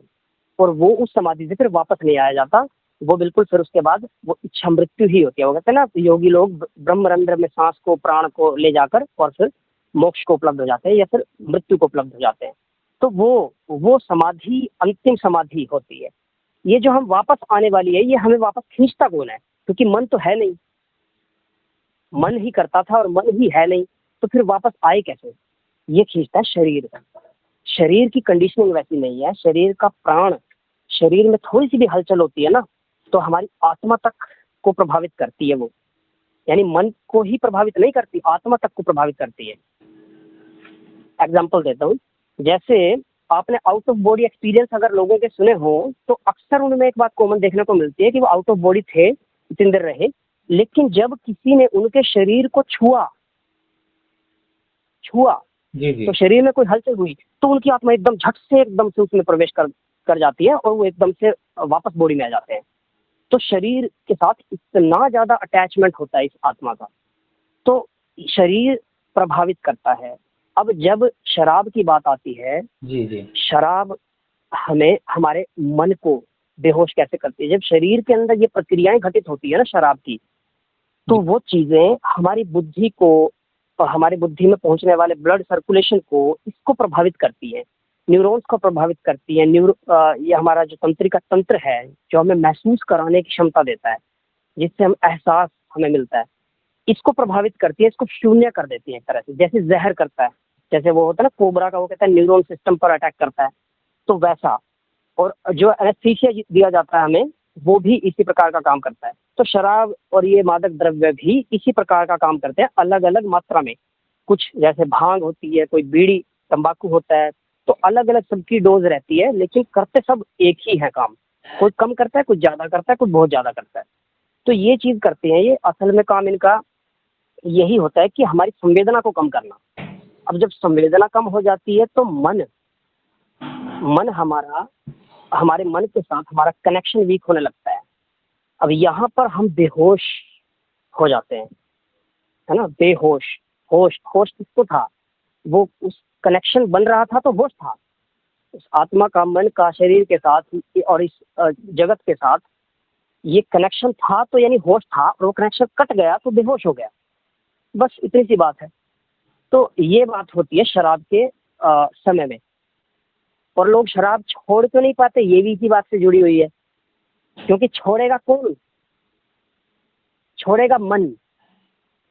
और मन ही सबसे पहले गिरफ्त में आता है शराब की। और दूसरी बात आपने सुनी होगी कि लोग शुरुआत में तो एक दो पैग लेने तक तो कंट्रोल कर सकते हैं कि मुझे अब और पीनी कि नहीं पीनी, लेकिन जैसे ही वो 3-4 पैग पी लेते हैं और जब उनको नशा होना शुरू हो जाता है, उसके बाद से उनकी रफ्तार बढ़ जाती है, उसके बाद वो और ज़्यादा पीने लगते हैं। क्यों ऐसा होता है, ये भी उसी कारण होता है क्योंकि कंट्रोल करने वाला कौन था, मन था। और जब तक मन था यानी प्रेजेंट था, जब तक वो काम कर रहा था, तब तक तो उसका कंट्रोल चल रहा था। लेकिन जैसे ही मन को ही उसने मारना शुरू किया, तो अब कंट्रोल करने वाला खत्म, अब चलेगा अनकंट्रोल्ड मामला। तो अब जिसको उसको उसका शरीर जब तक गिर ना जाए या क्या हो जाए उसके साथ, तब तक वो अपना चलेगा सिस्टम। तो ये मामले होते हैं, ये जो पियक्कड़ों के ऐसे होते हैं। लेकिन विकास शराब का कोई ऐसा मामला। हाँ, लेकिन सवाल ये पैदा होता है कि किसी को इस हद तक लत क्यों लग जाता है, जिसके लिए आपने तुरंत पियक्कड़ शब्द का इस्तेमाल किए थे। क्योंकि मेरा जो अनुभव है, उस अनुभव के हिसाब से मुझे कभी जरूरत इतना महसूस हुआ नहीं। दोस्त यार के साथ कभी पार्टी में साल 2 साल में कभी 1-2 पैग ले लिया, तो किसी व्यक्ति को क्यों आदत लग जाती है, क्यों कोई एडिक्ट हो जाता है, और कैसे उस एडिक्शन को हाँ छोड़ा जाए, क्या उसमें ध्यान हेल्प कर सकता है, इस बारे में थोड़ा सा बताइए। हाँ, बिल्कुल बिल्कुल। अच्छा, पहले यही बात समझ लेते हैं कि उनको इतनी लत क्यों लग जाती है किसी को, जी। है ना। तो शुरुआत में तो अपनी इच्छा से ही करते हैं सब। हाँ। और ऐसा होता क्या है, जैसे मैंने ये प्रोसेस बताई पूरी शराब की कि वो कैसे बेहोश करती है, हमारे कनेक्शन को ब्रेक करती है। अब जब कोई व्यक्ति दुखों में है, उसका मन दुखी है, व्यथित है, तो क्या होता है, उसे अंदर पीड़ा होती है ना। अगर किसी तरीके से ये दुख मेरा या तो खत्म हो जाए, बाहर से परिस्थितियां बदल जाएं, या मेरी महसूस करने की क्षमता खत्म हो जाए, मुझे कहीं से रिलीफ तो मिले, जी। तो ये लोगों के लिए खुद पर काम करना ज़्यादा इजी रहता है बजाय दूसरों ये परिस्थितियां बदलने के।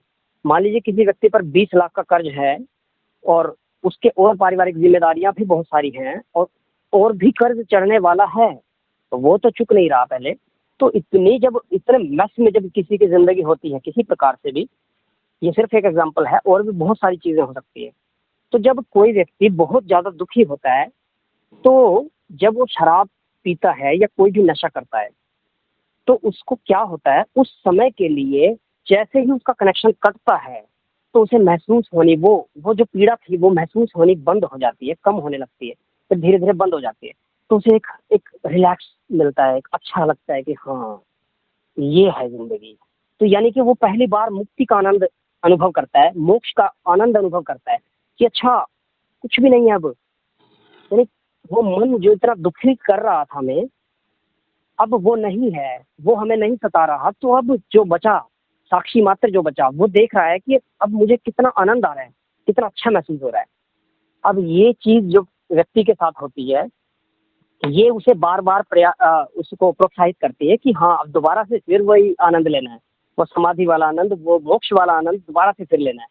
तो ये चीज बार बार बार बार जब तक व्यक्ति बाहर से दुखी रहेगा, तब तक वो इस आनंद की तलाश के लिए इन चीजों का सहारा लेगा। ये तो हुई बात कि लत कैसे लग जाती है। अब दूसरा प्रश्न आपने किया था कि ध्यान कैसे मदद कर सकता है या कि कोई और चीज कैसे मदद कर सकती है ना। जी जी। तो मेरा इसमें अनुभव ये है कि अगर हम मूल जड़ पर काम करें, ये जो व्यक्ति परेशान किस लिए है, क्या इसकी समस्या है, अगर उसका समाधान किसी प्रकार से हो जाए तो उसे फिर इस चीज की जरूरत नहीं रह जाएगी, है ना, सुखी होने के लिए, जी जी। उस आनंद के लिए, क्योंकि उसको वो आनंद फिर बाहर से लगातार मिलता रहेगा ना। अब ये तो सिर्फ थोड़ी देर के लिए दे रही थी, 2 घंटे 3 घंटे 4 घंटे, लेकिन अब बाहर से अगर 24 घंटे आनंद मिलने लगे तो इस आनंद की क्या जरूरत है ना। तो उसके लिए मुझे 2 ही उपाय दिखाई देते हैं, एक तो ध्यान, दूसरा प्रेम। अगर कोई व्यक्ति प्रेम से व्यथित है, भाव से व्यथित है किसी प्रकार से, है ना, जैसे पहले भी मैंने मार्गों की चर्चा की कि 2 प्रकार के होते हैं, भक्ति मार्गी और ज्ञान मार्गी, कि व्यक्ति का प्रवाह कैसा है। जैसे किसी व्यक्ति को उसकी गर्लफ्रेंड, उसकी प्रेमिका ने या किसी लड़की को उसके प्रेमी ने कभी धोखा दे दिया और उसको वो बर्दाश्त नहीं कर सकते और उसको लेकर बहुत दुखी हैं, आज तक दुखी हैं, 10 साल की बात हो चुकी है, लेकिन जिंदगी में वो दुख है कि जाता नहीं, उसकी याद हमेशा सताती रहती है। ऐसा होता है ना कई लोगों के साथ।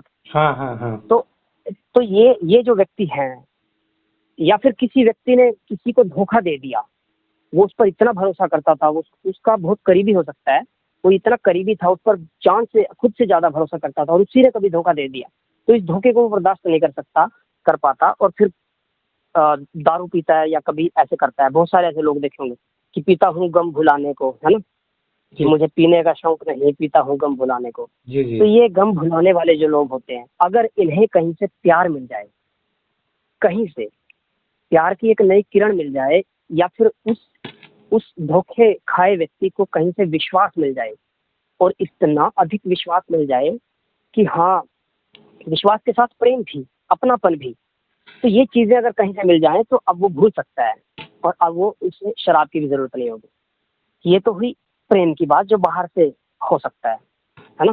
अब दूसरी बात है ध्यान की, जो वो खुद से कर सकता है, खुद की कंडीशनिंग करके, खुद को समझाकर, और वो होती है ध्यान की प्रोसेस में।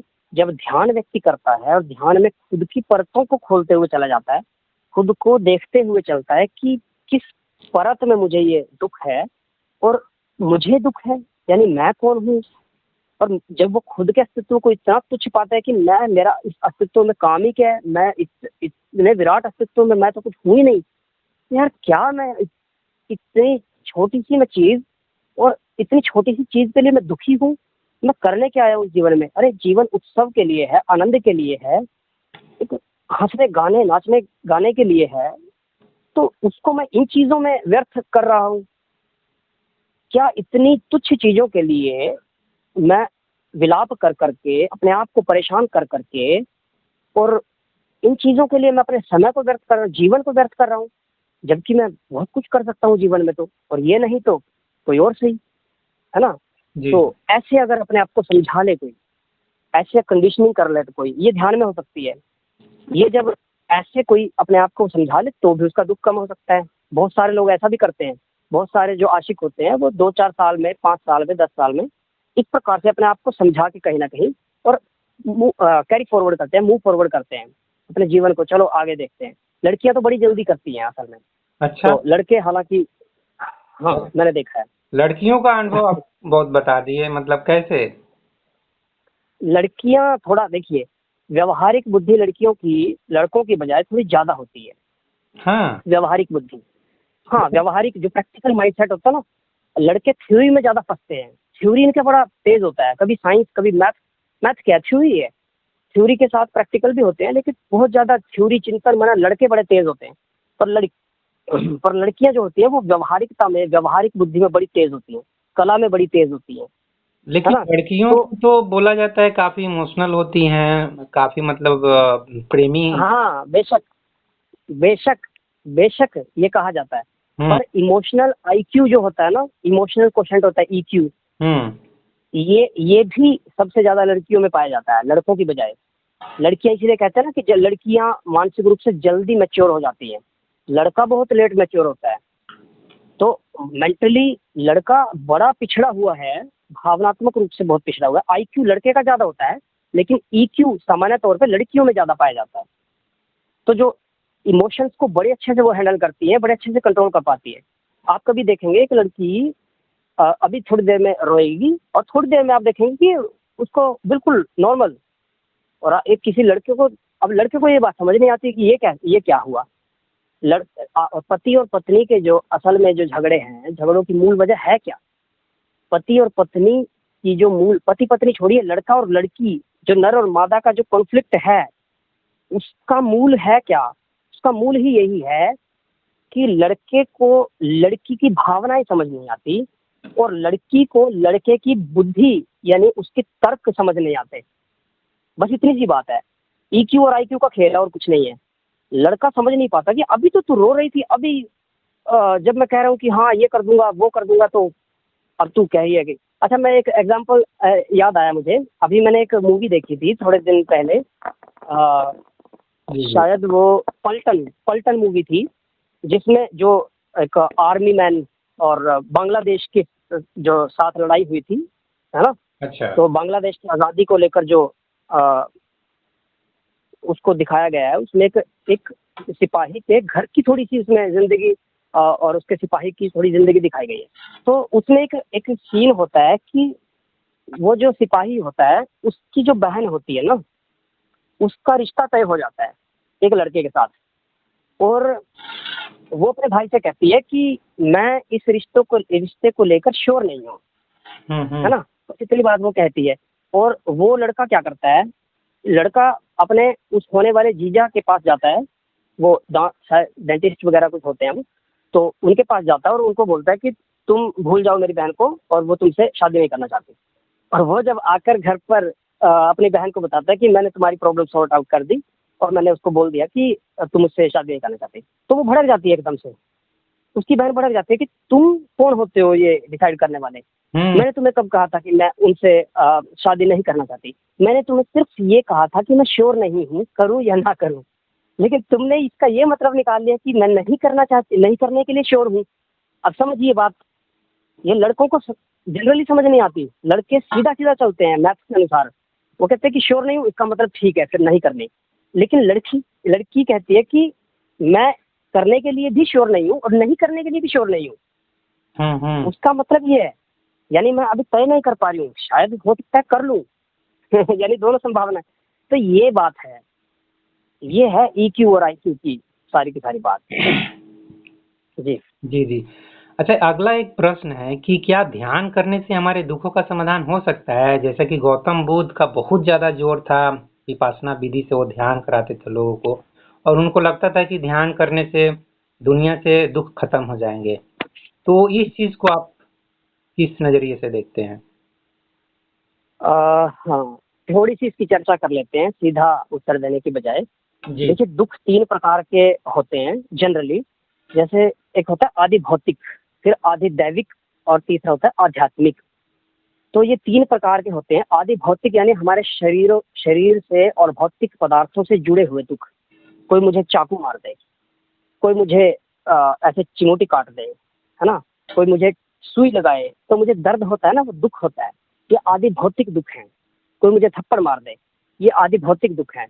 फिर आदि दैविक होते हैं, जो किसी प्राकृतिक आपदा से ऐसे आन पड़ते हैं और, है ना, दैवीय शक्ति जिसे हम कह सकते हैं, पारलौकिक शक्ति, या कुछ जो सामान्य रूप से नहीं होता और अचानक से कभी हो जाए। तो जैसे अब भूकंप आया और मेरा घर जो मैंने अभी बनाया था बड़ी मेहनत से वो गिर गया।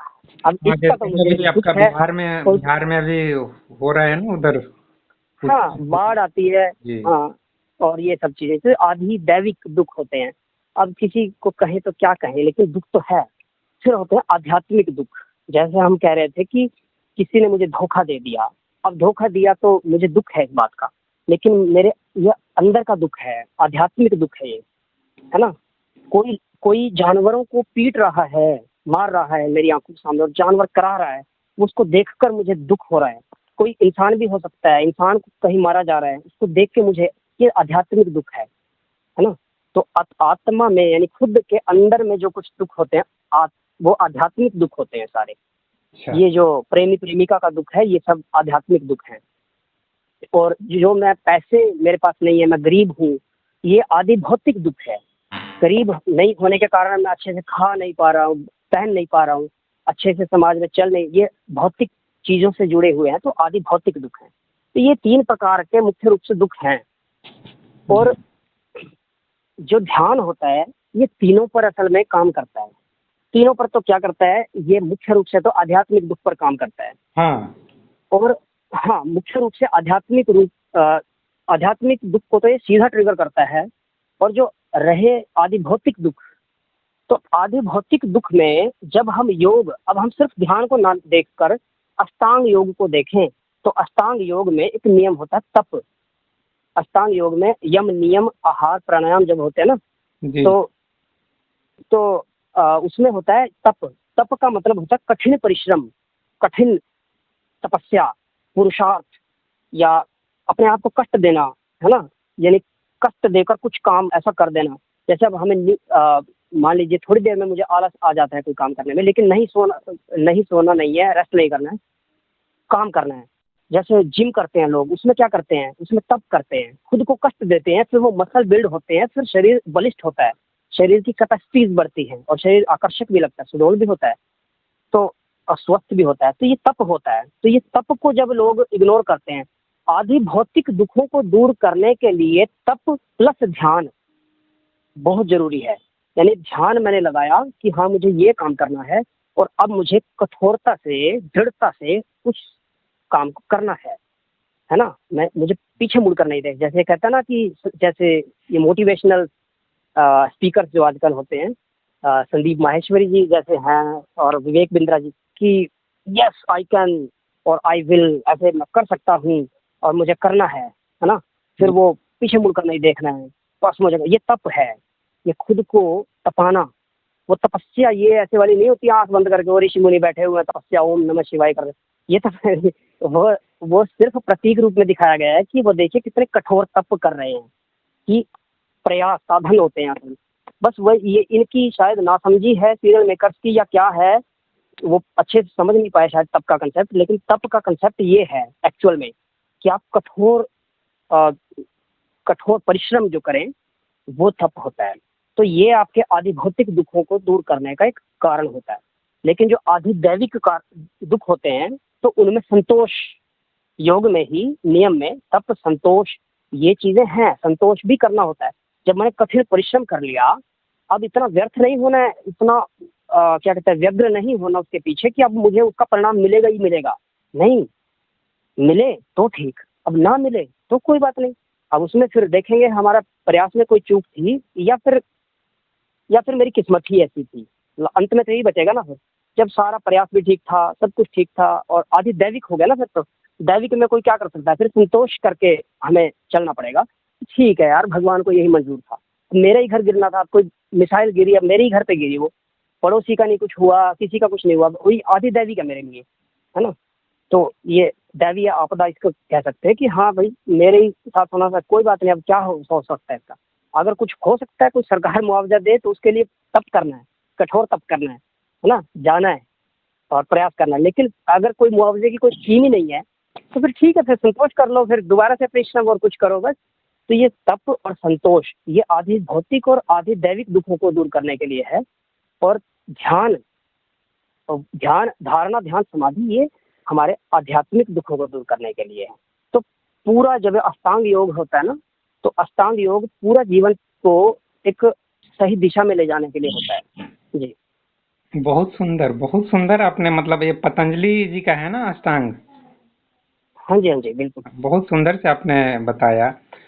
एक और सवाल ये पैदा होता है कि क्या ध्यान और समाधि में जाकर हम ढेर सारा पैसा, पावर, सुख, शांति, इज्जत ये सब कमा सकते हैं? जैसे कि आप देखेंगे कि यूट्यूब पर बहुत सारे ऐसे लोग आ रहे हैं, आज के टाइम पे आप देखेंगे बहुत सारा प्रचार आते रहता है, मनी मैनिफेस्टेशन की बात होती है, लॉ ऑफ अट्रैक्शन की बात होती है। और जैसे कि वो आपको कहना चाहते हैं कि उनके थ्रू या आपको वो ऐसा टेक्निक सिखा देंगे जिससे कि आप यूनिवर्स से बात कर सकते हैं, या अभी क्वांटम फील्ड की बात होती है, क्वांटम फील्ड से आप कनेक्ट हो सकते हैं, और जो भी अबाउंडेंस है पावर पैसा का, वो सब कुछ आपके ऊपर बारिश होने लगेगा। जैसे कि एक वो पिक्चर ओम शांति का है ना, कि जिस चीज को आप दिल से चाहो तो पूरी कायनात लग जाती है आपको उस चीज से मिलाने में, ऐसा कुछ डायलॉग शाहरुख खान हाँ मारते हैं। हाँ हाँ। तो ऐसा बिल्कुल। कुछ होता है क्या? माने ध्यान और समाधि की अवस्था में जाए तो ऐसा कुछ हो जाए कि आपकी हर एक मनोकामना पूरी हो जाए? आप प्राइम मिनिस्टर बनना चाहते हैं इंडिया या अमेरिका का, कहीं का भी कुछ भी बन जी। जाएंगे, या मतलब क्या मैं बोलूं, मतलब ये बड़ी से बड़ी चीज आपकी मनोकामना पूरी हो जाएगी, दुनिया में आपकी कोई भी ऐसी चीज नहीं रह जाएगी जिसपे आपको कब्जा ना हो, ऐसा बड़ी बड़ी बातें किया जाता है। अध्यात्म में बहुत सारे गुरु आप देखेंगे इससे बात करते हैं, पूरी दुनिया आपकी मुट्ठी में आ हाँ। जाएगी। तो ये सब इतना महिमा मंडन करना कितना सही लगता है? मुझे तो नहीं, मतलब ये सही लगता जी। है, इतना ज्यादा महिमा मंडन बिल्कुल भी नहीं करना चाहिए, क्योंकि ध्यान और समाधि में ऐसा कुछ नहीं होता है कि आप इतना महिमा मंडन इसको कीजिए। हम्म लेकिन लोग 99% जो लोग हम्म हैं वो मन में एक हम्म। वहम पाल लिए हैं कि नहीं, ये सब जब होगा तभी हम समझेंगे कि हमको समाधि की अवस्था मिल गई या मुक्ति मिल गई, ऐसा कुछ। जी विकास जी। जी जी बिल्कुल। तो बिल्कुल असल में मैं इस चीज को दो तरीके से देखता हूँ, और दोनों ही चीजें मैं इसमें पाता हूँ कि ये सही भी है, और जिस तरीके से कहा जाता है कहीं ना कहीं उसमें चालाकियां भी होती हैं, है ना, कहीं ना कहीं उसमें कुछ कहते हैं कि कुछ हेर फेर भी है इस बात में।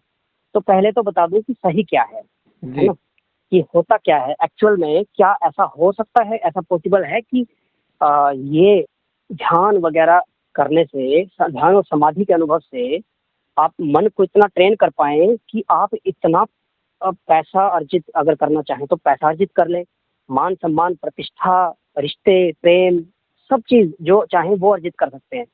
तो हाँ, इसका मैं उत्तर देना चाहता हूँ कि हाँ ऐसा होता है, और ये ऐसे डायरेक्टली नहीं होता, और ऐसे नहीं होता जैसे वो इतना सिंपली लोग समझ लेते हैं इस बात को, वो इस तरीके से नहीं होता। असल बात क्या है, इसके पीछे का लॉजिक ये है कि जब हम खुद को इतना अच्छे से पहचान लेते हैं, जान लेते हैं, तो खुद के गुण अवगुण को भी देखते हैं, खुद की सामर्थ्य को भी देखते हैं कि मैं क्या करने के लिए पैदा हुआ हूँ, क्या मेरी सामर्थ्य है, क्या मैं कर सकता हूँ और क्या मैं नहीं कर सकता। वो बिल्कुल निष्पक्ष रूप से देख सकता है ऐसा व्यक्ति जो ध्यान की गहराई में उतरता है। खुद को जब इतना स्पष्ट देखने लगता है तो उसे अपने गुण और अवगुण बिल्कुल निष्पक्ष रूप से दिखते हैं। जनरली तो लोग अपने अवगुणों की बात कर नहीं करते, छुपा लेते हैं कि नहीं मैं तो कर सकता हूँ, मैं तो ये भी हूँ, मैं तो वो। लेकिन जब ध्यान में जाता है व्यक्ति, सत्य तो उसके पास, ईमानदारी तो पहले से होती ही है, तो वो इतना निष्पक्ष होकर एकदम से जब देख लेता है कि हाँ अब मैं ये चीजें कर सकता हूँ, ये नहीं कर सकता।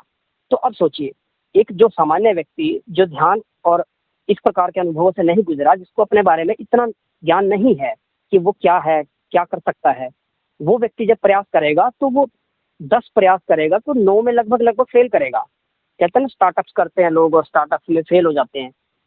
तो जी जनरली लोग अपना पोटेंशियल नहीं पहचानते, खुद को खुद को नहीं देखते, और डिसाइडिंग फैक्टर्स जो उस काम के हैं, मार्केट है, समय है, देश काल परिस्थिति जिसे कहते हैं, वो सब चीजें जब नहीं देखते और सीधा काम में उतर जाते हैं तो कहीं ना कहीं वो फेल हो जाते हैं। लेकिन जब एक ध्यानी व्यक्ति होता है तो वो अब उसके पास ये क्षमता है, उसको खुद की भी समझ है और एनवायरनमेंट की भी समझ है। उसे अब ये देश भी समझ आता है कि स्थान में कौन से पे हूँ, और काल भी समझ आता है कि कौन सा समय चल रहा है, क्या टेक्नोलॉजी का युग है, या लोगों की रिक्वायरमेंट क्या है और परिस्थितियाँ क्या हैं, मेरे लिए सपोर्टिव हैं या वो सपोर्टिव नहीं है, या मेरे अगेंस्ट में कुछ चल रहा है। तो इन चीज़ों को देखकर अगर तो उसके अगेंस्ट में कुछ चल रहा है तो वो प्रयास ही नहीं करेगा, बात ही खत्म। तो एक बार फेल होने से बच गया ना, शुरू में ही उसने त्याग दिया कि इस बात को करना ही नहीं है, जिसका कुछ हो नहीं सकता, उसे पहले से वो त्रिकालदर्शी हो जाता है। कहते हैं ना कि ध्यान और समाधि समाधिस्थ व्यक्ति त्रिकालदर्शी हो जाता है। उसको भूतकाल, भविष्यकाल और वर्तमान तीनों दिखते हैं। तो त्रिकालदर्शी होने से उसमें ये गुण आ जाता है कि उसको समझ आता है ये नहीं चलेगा, है ना। तो उसके बाद जब वो करता है तो प्रयास सही ही दिशा में पहले से करता है और फिर कठोरता से अच्छे से उसमें करता है, मेहनत करता है, तो कहीं ना कहीं वो सफलता अर्जित कर ही लेता है। बार बार प्रयास करने से फिर वो उसको सफलता मिलती ही है, सामान्य व्यक्ति से तो ज़्यादा ही मिलती है। तो ये बात तो है कि हाँ, वो अगर पैसे में उस ध्यान को उपयोग करेगा तो वो पैसा ज़्यादा कमा पाएगा, बिल्कुल कमा पाएगा। अपनी क्षमताओं से जितना ज़्यादा वो मोनेटाइज कर पाएगा उतना वो कर लेगा। और जब प्रेम की बात आती है, मान सम्मान की, तो उन क्षेत्रों में भी वो कर लेगा। तो ये तो ऐसे इस तरीके से मैनिफेस्ट होती है। लेकिन जब लोगों की वो जो बातें आप बता रहे थे ऐसे लिक्रेटिव बना देते हैं, ऐसे बिल्कुल लालायित करने वाली, कल्प वृक्ष ऐसी, यहाँ सब कामनाएं पूरी हो जाएंगी, ये वो। इससे क्या होता है, जब कोई ऐसा लालच देता है तो वो बाहरी लालचों को छोड़कर उसे दूसरे प्रकार का लालच दे रहा है, क्योंकि व्यक्ति लालची है। उसे दिखाई दे रहा है कि इस व्यक्ति को सीधे सीधे इस ट्रैक पर नहीं चलाया जा सकता, ये व्यक्ति ही ऐसा लालची टाइप का है, इसे लालच ही देना पड़ेगा। तो जैसे हर एक धर्म में ऐसी व्यवस्थाएं हैं, जैसे हमारे सनातन में कल्प वृक्ष की या कामधेनु की कल्पनाएं हैं कि ऐसा वृक्ष है, उसके नीचे बैठो जो मांगोगे मिलेगा। स्वर्ग में ऐसा वृक्ष पाया जाता है। तो ऐसे तो कामधेनु ऐसी गाय है जो सारी मनोकामना पूरी करती है। ऐसे अगर इस्लाम में देखें तो ऐसे तो आपको 72 हूरें मिलेंगी, ये मिलेगा वो मिलेगा, ऐसी शराब मिलेगी वो कभी खत्म नहीं होगी। तो मतलब ऐसी ऐसी ये कल्पनाएं हर किसी धर्म में होती हैं। ये सिर्फ उन लोगों के लिए होती हैं जो लोग इतने, उनकी बुद्धि ऐसी सेटल्ड है कि उनको सीधी सीधी बात समझ ही नहीं आती। उनको कहे कि यार ठीक रास्ते पर चलो तो वो कहते हैं क्या जरूरत है चलने की, क्यों चलूं मैं, मुझे मिलेगा क्या।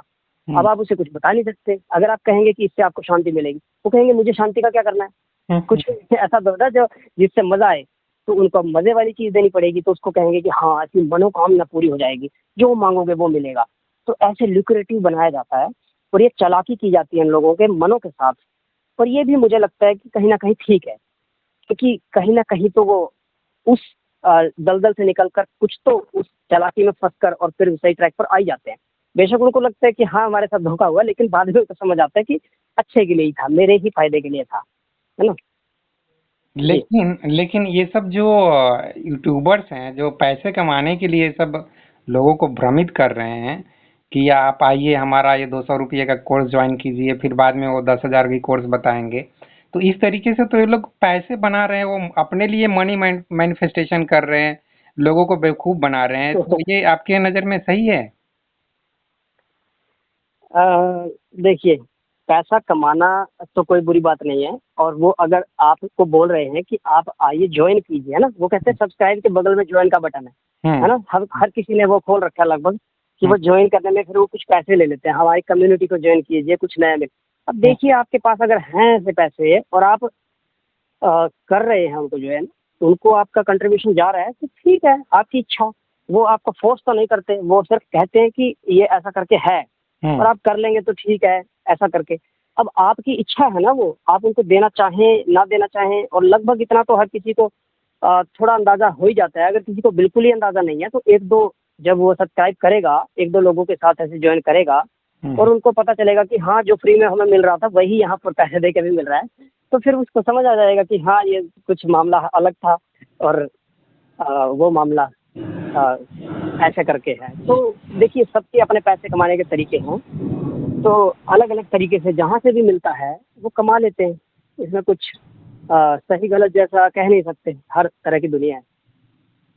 लेकिन मैं तो इसको बुराई के रूप में देखता हूँ। किसी को चीट करना, झूठ बोलना, उसको लालच दिखाना, और पैसे बनाना, मैं इसको चीट, जैसे कि अब विवेक बिंद्रा जी की बात कीजिए, वो बोल रहे थे कि मैं 10 दिन में करोड़पति बना दूंगा। चाहे बहुत सारे ऐसे लोग भी हैं। तो ये सब बिल्कुल चीट करना है। बहुत सारे लोगों ने फिर कंप्लेन किया था, वो संदीप महेश्वरी और उनके बीच वाला वो कांड आपको ध्यान में होगा। संदीप महेश्वरी में बिल्कुल चले गए थे, दोनों का कोर्ट केस और क्या क्या हुआ। तो चीटर्स को आप सपोर्ट मत कीजिए कि नहीं, वो मतलब फिर उनको धोखा मिलेगा। अच्छा, तो हाँ, नहीं नहीं नहीं, मैं इन लोगों को ध्यान में रख के मैं ये बात नहीं बोल रहा था। मैं तो सिर्फ जो जनरल यूट्यूबर्स होते हैं उनके लिए मैंने कही थी। हाँ, जो इनके लिए अगर आप पूछ रहे हैं तो मैं ये तो बिल्कुल कहता हूँ कि जो लोगों को बेवकूफ़ बनाने वाली बातें हैं वो गलत हैं। साफ साफ सच्चाई बता दीजिए कि मामला क्या है। और हर कोई नहीं कर सकता वो, लेकिन हाँ कुछ एक लोग होते हैं जो उनकी इन बातों को एकदम से समझ लेते हैं। कुछ ऐसे होते ही हैं कि हर जगह जिसको एक बात कही जाए उसे वो समझ आ जाए, तो ऐसे वो प्रतिभाशाली लोग भी होते हैं। तो वो लोग तो फायदा उठा लेंगे उनसे, लेकिन हर एक नहीं होते ऐसे, और ऐसे सिर्फ 5% लोग होते हैं, 95% तो फेल ही होने वाले हैं उसमें। तो इस तरीके से उनके साथ ये करना तो चीटिंग ही कही जाएगी, धोखाधड़ी कही जाएगी। और पैसे अगर ऐंठना है इस तरीके से, और 10 दिन का कोई कोर्स करा के और इस प्रकार की चीज़ें कि करोड़पति, हाँ आप सिंपल कहिए कि ठीक है हम आपको कुछ ऐसी चीज़ें सिखा रहे हैं कि जो आपकी लाइफ में कुछ कंट्रीब्यूट करेंगी, आपको थोड़ा सा बेहतर बना देंगी, और उसके लिए एक मिनिमम सी फीस भी रखिए उसके लिए जायज़ सी, जो कि जैसे ट्यूशन फीस होती है कि 100-200 कुछ ऐसे करके रख लीजिए, क्योंकि उनके पास तो क्राउड आती है ना, क्राउड में तो उनके 100-200 में भी वो लाखों और करोड़ों हो जाते हैं। तो 100-200 करके रखे जा सकते हैं, जैसे वो खान सर करके रखते हैं। तो ऐसे तो सही है मेरे हिसाब से। लेकिन अगर कोई इतना करता है कि कोई 16,000, कोई 25,000, कोई 50,000 ऐसे एक एक व्यक्ति से लेता है, तो ये तो बिल्कुल सरासर नाइंसाफ़ी और धोखाधड़ी ही कही जाएगी। जी। लेकिन लोग जब तक बड़े-बड़े सपने नहीं दिखाएँगे, तब तक लोग अट्रैक्ट भी तो नहीं होंगे ना। 10 दिन में करोड़पति बनाएँगे, 1 महीने में देखिए, आपको मतलब हाँ मैंने जैसे कहा तो जैसे कि ये चीज़ें। नेता लोग भी ऐसे हमको सपने दिखाते हैं कि हम आपके लिए ये कर देंगे, हाँ, करोड़ों में नौकरी देंगे, लाखों में नौकरी पैदा करेंगे। तो ये सब सपने तो दिखाने पड़ते हैं, तो इस तरीके से ये लोग भी सपने दिखाते हैं। देखिए ये सपने, हाँ देखिए सपने दिखाना और ये चीज़ें ये एडवर्टाइजमेंट का हिस्सा होती है। प्रचार इनको कह सकते हैं कि हम अपने कोई प्रोडक्ट बेचना चाहते हैं, कोई सर्विस बेच रहे हैं, और उसके लिए हम बता रहे हैं कि क्या इसमें ये होगा, तो उसमें बड़ा चढ़ाकर अतिशयोक्ति से हर कोई करता ही है। ये प्रचार का हिस्सा है, एडवर्टाइजमेंट ऐसे ही काम करता है। लेकिन मैं कहता हूँ कि आप फीस तो कम से कम न्यायकारी रखिए ना। अगर सोचिए ये जो कांड हुआ, इसमें कुछ कहीं ना कहीं ज़्यादा फीस होगी, तभी लोग कंप्लेन करने गए होंगे। सोचिए उसमें 100 रुपये फीस होती, 99 में आपको ये मिल रही है, तो कौन जाता उसमें कोर्ट में केस करने। वो कहते हैं कि ठीक है यार, ठीक है ये बंदा फ्रॉड था या जो भी था, चलो कम से कम इससे थोड़ा बहुत सीख लिया, 99 रुपये की नॉलेज तो कम से कम दी होगी उसने, तो ठीक है कोई बात नहीं, जस्टिफिएबल है वो बात। अगर सपने दिखाए भी थे बहुत ज़्यादा, वो पूरे नहीं कर पाए, उसका 5% 10% कुछ तो पूरा किया होगा, तो ठीक है 100 रुपये में यार आते ही क्या आज के टाइम में। तो अगर ऐसा होता तो फिर वो ठीक है, ऐड भी ठीक है फिर वो उनकी। लेकिन अगर उस ऐड के लिए उस भारी भरकम कोई मनी, ऐसी मनी जो कि कोई अपनी पूरी 1 महीने की कमाई, 2 महीने की कमाई या उनको दे दे, तो ये गलत है। जी, जी, जी, जी। अच्छा विकास जी, लोग ऐसा सोचते हैं कि ध्यान या समाधि की अवस्था में हमें ब्रह्मा या परमपिता परमेश्वर या परमात्मा या ऐसा किसी अलौकिक शक्ति का साक्षात्कार होता है, दर्शन होता है। तो ये क्या मामला है भाई? हम्म। बहुत सदियों पुराना चल रहा है। लोगों का यह भ्रम है या इसमें कुछ सच्चाई है? मैंने गौतम बुद्ध के साथ ऐसी कुछ घटना घटी या कबीर दास के साथ ऐसी घटना घटी या मतलब कुछ ऐसा होता है क्या, मिरेकल मिरेकल जैसा? जी। हाँ मिरेकल, देखिए पहले मिरेकल को समझ लेते हैं क्या है। हम्म। मिरेकल असल में वो है जो हमारी बुद्धि की पकड़ से बाहर की चीज हो, बस हम्म। इतनी सी बात। जो हमारी पकड़ में ना आए, हमारी बुद्धि की पकड़ में ना आए, वो सब चीज मिरेकल है ना। जी। तो मान लीजिए एक व्यक्ति मेरे आंखों के सामने ताश निकाल कर दिखा रहा है, या कोई राख निकाल कर दिखा रहा है। अब मेरी बुद्धि समझ नहीं पाई ये राख आई कहाँ से, इसका तो हाथ खाली था, और ये राख आई, यानी कि बुद्धि पकड़ नहीं पा रही। अब उसको लगेगा चमत्कार, हम्म। क्योंकि बुद्धि की पकड़ से बाहर है वो चीज। लेकिन अगर वो ट्रिक दिखा दी जाए कि देखिए ऐसे करके कुछ था और मैंने ऐसे मसला, और फिर बुद्धि कहेगी हाँ अच्छा अच्छा ये तो जादू, ये तो ट्रिक थी, और ये मिरेकल वगैरह कुछ नहीं है, क्योंकि वो अब पकड़ में आ गई बात, है ना। तो जी। एक ही क्षण पहले वो मिरेकल थी और एक ही क्षण बाद वो मिरेकल खत्म हो गया। वो जी। साधारण बात हो गई कि अच्छा अच्छा ये तो ऐसा करने से होगा, ये तो मैं भी कर सकता हूँ। तो ये है मिरेकल, असल में सिर्फ वही चीजें हैं जो हमारी बुद्धि की पकड़ से बाहर हैं, वो सब चीजें हमारे लिए मिरेकल हैं। ठीक है। अब बात करते हैं ब्रह्मा विष्णु महेश वगैरह कोई भी शक्तियां हमारे ध्यान में, समाधि में, अनुभव में आती है या नहीं आती, या क्या इनकी सच्चाई है। जी। असल में पहले इन्हें समझ लेते हैं, फिर आप भी समझ जाएंगे कि ये आती है या नहीं आती। पहले ये समझ लेते हैं कि ब्रह्मा विष्णु महेश हैं क्या, है ना। जी। और हमारे पुराणों की जो एक शैली है, वर्णन शैली हमारे पुराणों की बड़ी गजब की है। ये सिर्फ भारत में मुझे शायद ज़्यादा रिच दिखाई देती है। हालांकि और भी बहुत सारी सभ्यताओं संस्कृतियों में इस प्रकार की माइथोलॉजी से बोलते हैं, माइथोलॉजी बहुत जगह पर है, लेकिन भारत की जितनी रिच है, जितनी गुथी हुई है आपस में, उतनी कहीं की भी नहीं है, किसी की भी नहीं है शायद। ऐसा मैंने तो सबकी स्टडी नहीं की, लेकिन जिन लोगों ने स्टडी की वो उनको कहते हुए मैंने सुना है। और उसका अब मैं माइथोलॉजी का बता देता हूँ कि ये पुराण की भाषा असल में होती क्या है। पुराण किसी तथ्य को बताने के लिए कुछ आसान भाषा या कोई मानवीकरण अलंकार लगा दें, या कोई अलंकारिक भाषा का प्रयोग करके साहित्य के रूप में किसी चीज को समझाना, ये पुराणों की शैली है ना। मान लो मुझे एक ऐसी शक्ति को समझाना है जो प्रोडक्शन करती है, जो प्रोड्यूस करती है, जो पैदा करती है ना। तो अब उस शक्ति के क्या क्या गुण हैं, क्या क्या उसका स्वभाव है, वो शक्ति पैदा कहाँ से होती है, वो शक्ति आती कहाँ से है, जाती कहाँ है, उसका की और दूसरी शक्तियों के साथ क्या क्या संबंध है। अब अगर इन शक्तियों की मैं चर्चा करने लगूँ, कितनी बोरिंग लगेगी, आपको शायद समझ भी ना आए और रुचि भी ना हो। इसको सिर्फ बहुत ज्यादा बुद्धि वाले लोग ही इसमें इंटरेस्ट लेंगे कि हाँ बताइए आप शक्तियों के बारे में बता रहे थे, तो वही सिर्फ इंटरेस्ट लेंगे। लेकिन सामान्य व्यक्ति तो इसमें इंटरेस्ट नहीं लेगा। सामान्य व्यक्ति कहेगा यार पता नहीं क्या शक्तियों का एक टॉपिक छेड़ दे, लेक्चर था, माइंड के ऊपर से, सिर के ऊपर से चला गया, है ना। जैसे कॉलेज में लेक्चरर होते हैं ना, तो बच्चे उनकी बातों में इंटरेस्ट नहीं लेते, क्योंकि लेक्चरर एक लेक्चर मेथड का इस्तेमाल करते हैं, डायरेक्ट बताते हैं, सत्य को सीधा पुट कर देते हैं, सीधा बता देते हैं, जबकि ये तरीका गलत है। सत्य को अगर इंटरेस्टिंग बना के, स्टोरी बनाकर अगर बताया जाए तो ज़्यादा लोग सुनते हैं उसको, और फिर आप उसको स्टोरी को डिस्क्राइब भी कर सकते हैं, तोड़ के वापस प्योर चीज़ भी दे सकते हैं कि अच्छा इसका मीनिंग ये था, इस स्टोरी के ये पात्र थे, इनका एक्चुअल में ये थे वो, अब आप एनालाइज करके देखिए स्टोरी को कि इसमें क्या था क्या नहीं था। तो ये इस तरीके की बात होती है। तो पुराण असल में है क्या, बहुत सारे लोग कंफ्यूज हो जाते हैं पुराणों में। बहुत सारे लोग ऐसा मान लेते हैं कि हाँ ये वास्तव में कोई ऐसे पुरुष हुए थे, कोई ऐसे देव पुरुष या कुछ ऐसे कभी हुए थे, इतिहास मान लेते हैं इसको। लेकिन ये इतिहास नहीं है। ये जो ब्रह्मा विष्णु महेश, ये तीन पावर दिखाई गई हैं। ब्रह्मा यानी सृजनकर्ता, जो पैदा करने वाली पावर है, वो सब ब्रह्मा। उन्होंने कहा, वो कहते हैं ना ब्रह्मा ने सृष्टि बनाई, है ना। फिर विष्णु कहते हैं पालन करता, ये पालन कर रहे हैं। फिर कहते हैं रुद्र यानी शंकर शिव, वो संहार करता, तो वो संहार प्रलयकारी होते हैं और संहार करते हैं सृष्टि का। तो ये सृष्टि बनाई, फिर कोई पालन कर रहा है, फिर कोई विनाश कर रहा है। ये चीजें, ये पावर्स हैं, ये हमारी प्रकृति में, प्रकृति की ही ये पावर्स हैं, और ये एग्जिस्ट करती हैं, रियल में करती है।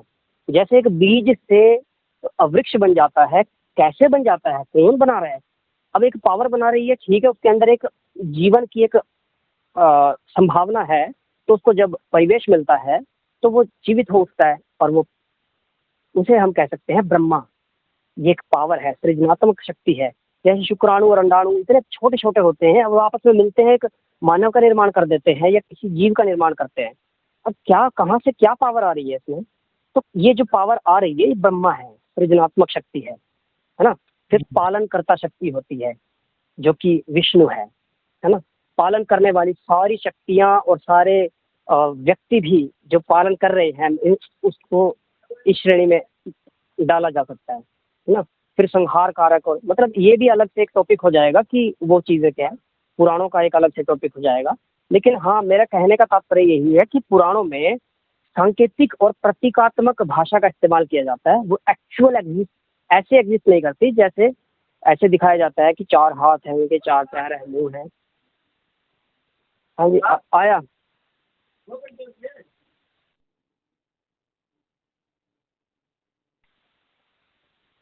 जी, तो इस प्रकार से यानी प्रतीकात्मक होती है, और जब व्यक्ति ध्यान और समाधि के अनुभव में जाता है तो उसे ये चीज़ें समझ आने लगती है कि हाँ ये चीज़ें तो हैं, लेकिन इस रूप में है। बस इसे ही वो कह सकते हैं कि उनको साक्षात्कार होता है। लेकिन अगर कोई उस दृष्टि से कहे तो वो एक भक्त की दृष्टि रहेगी कि हाँ उन्हें साक्षात उसी रूप में जो टीवी में दिखाया जा रहा है, उस रूप में दर्शन हो रहे हैं। तो फिर वो कहीं ना कहीं उनके जो भाव का उनका चित्त है, उनके मन में जो भक्ति है, उसमें उनका चित्र कहीं ना कहीं बैठा हुआ है। इतना ज़्यादा उन्होंने प्रेम कर लिया, इतना ज़्यादा वो चित्र के प्रति आसक्त हो गए कि अब उन्हें वो दिखाई देने लगता है। ये सपने में भी दिखाई देता है लोगों को। तो ऐसे किसी किसी को रियल में भी दिखाई देने लग सकता है, या किसी को ध्यान करते वक्त दिखाई दे सकता है। तो ये बात तो ऐसे होती है जी। लेकिन कोई व्यक्ति मतलब सही मायने में ध्यान की अवस्था या समाधि की अवस्था में जाए, जैसा कि मैं जाता हूँ, तो मैं सिर्फ वही जो आप निर्विचार की अवस्था या साक्षी भाव की अवस्था या शून्यता की बात करते हैं, उस चीज की अवस्था में हम चले जाते हैं, ना कि कोई इमेज या कोई ब्रह्मा विष्णु महेश। ऐसे तो आपने स्पष्ट कर ही दिए कि ऐसा कोई व्यक्ति नहीं है, बल्कि ये सब शक्तियां हैं। तो शक्तियां तो मुझे किसी को भी ये बात समझ में आ जाएगी, लेकिन व्यक्ति कोई नहीं होता है, कोई मूर्ति नहीं होता है, कोई तस्वीर नहीं होता है। ओके ना? हाँ बिल्कुल। अच्छा, एक आखिरी प्रश्न केवल करेंगे, फिर चर्चा को समाप्त करेंगे।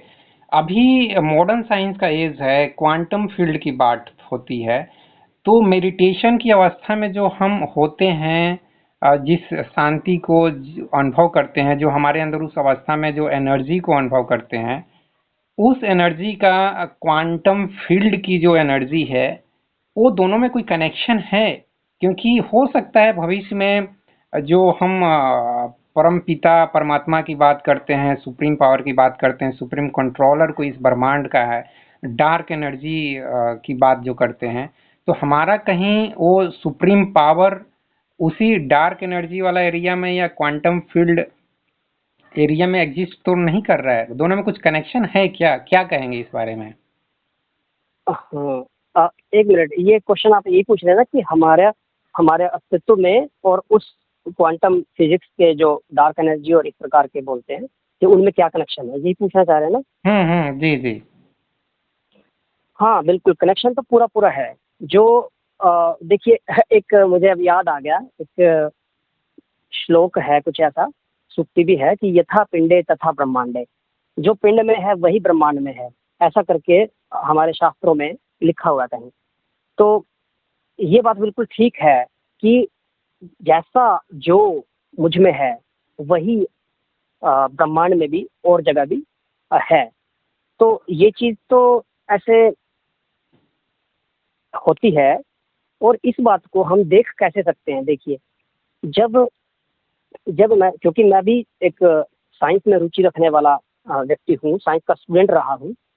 तो जब मैंने और ख़ास तौर से एस्ट्रोनॉमी में मेरा ख़ास तौर पे ज़्यादा इंटरेस्ट रहा कि जो ब्रह्मांड विज्ञान है ना, ब्रह्मांड में क्या क्या है, तो इसमें मेरी खास रुचि है। और जब मैं उसकी स्टडी करते हुए गया, तब मुझे पता चला, जब पृथ्वी से बाहर निकलते हैं, सौरमंडल में आते हैं, तो वहाँ देखते हैं कितने सारे और दूसरे ग्रह, उपग्रह घूम रहे हैं और सूरज है।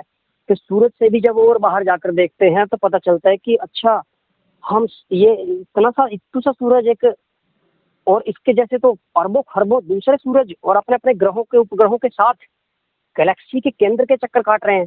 और फिर उसके भी बाद बाहर जाते हैं तो फिर दिखता है कि इतना बड़ा सन्नाटा, बिल्कुल काला काला गहरा, कुछ है ही नहीं, दूर दूर तक कुछ दिखाई नहीं देता।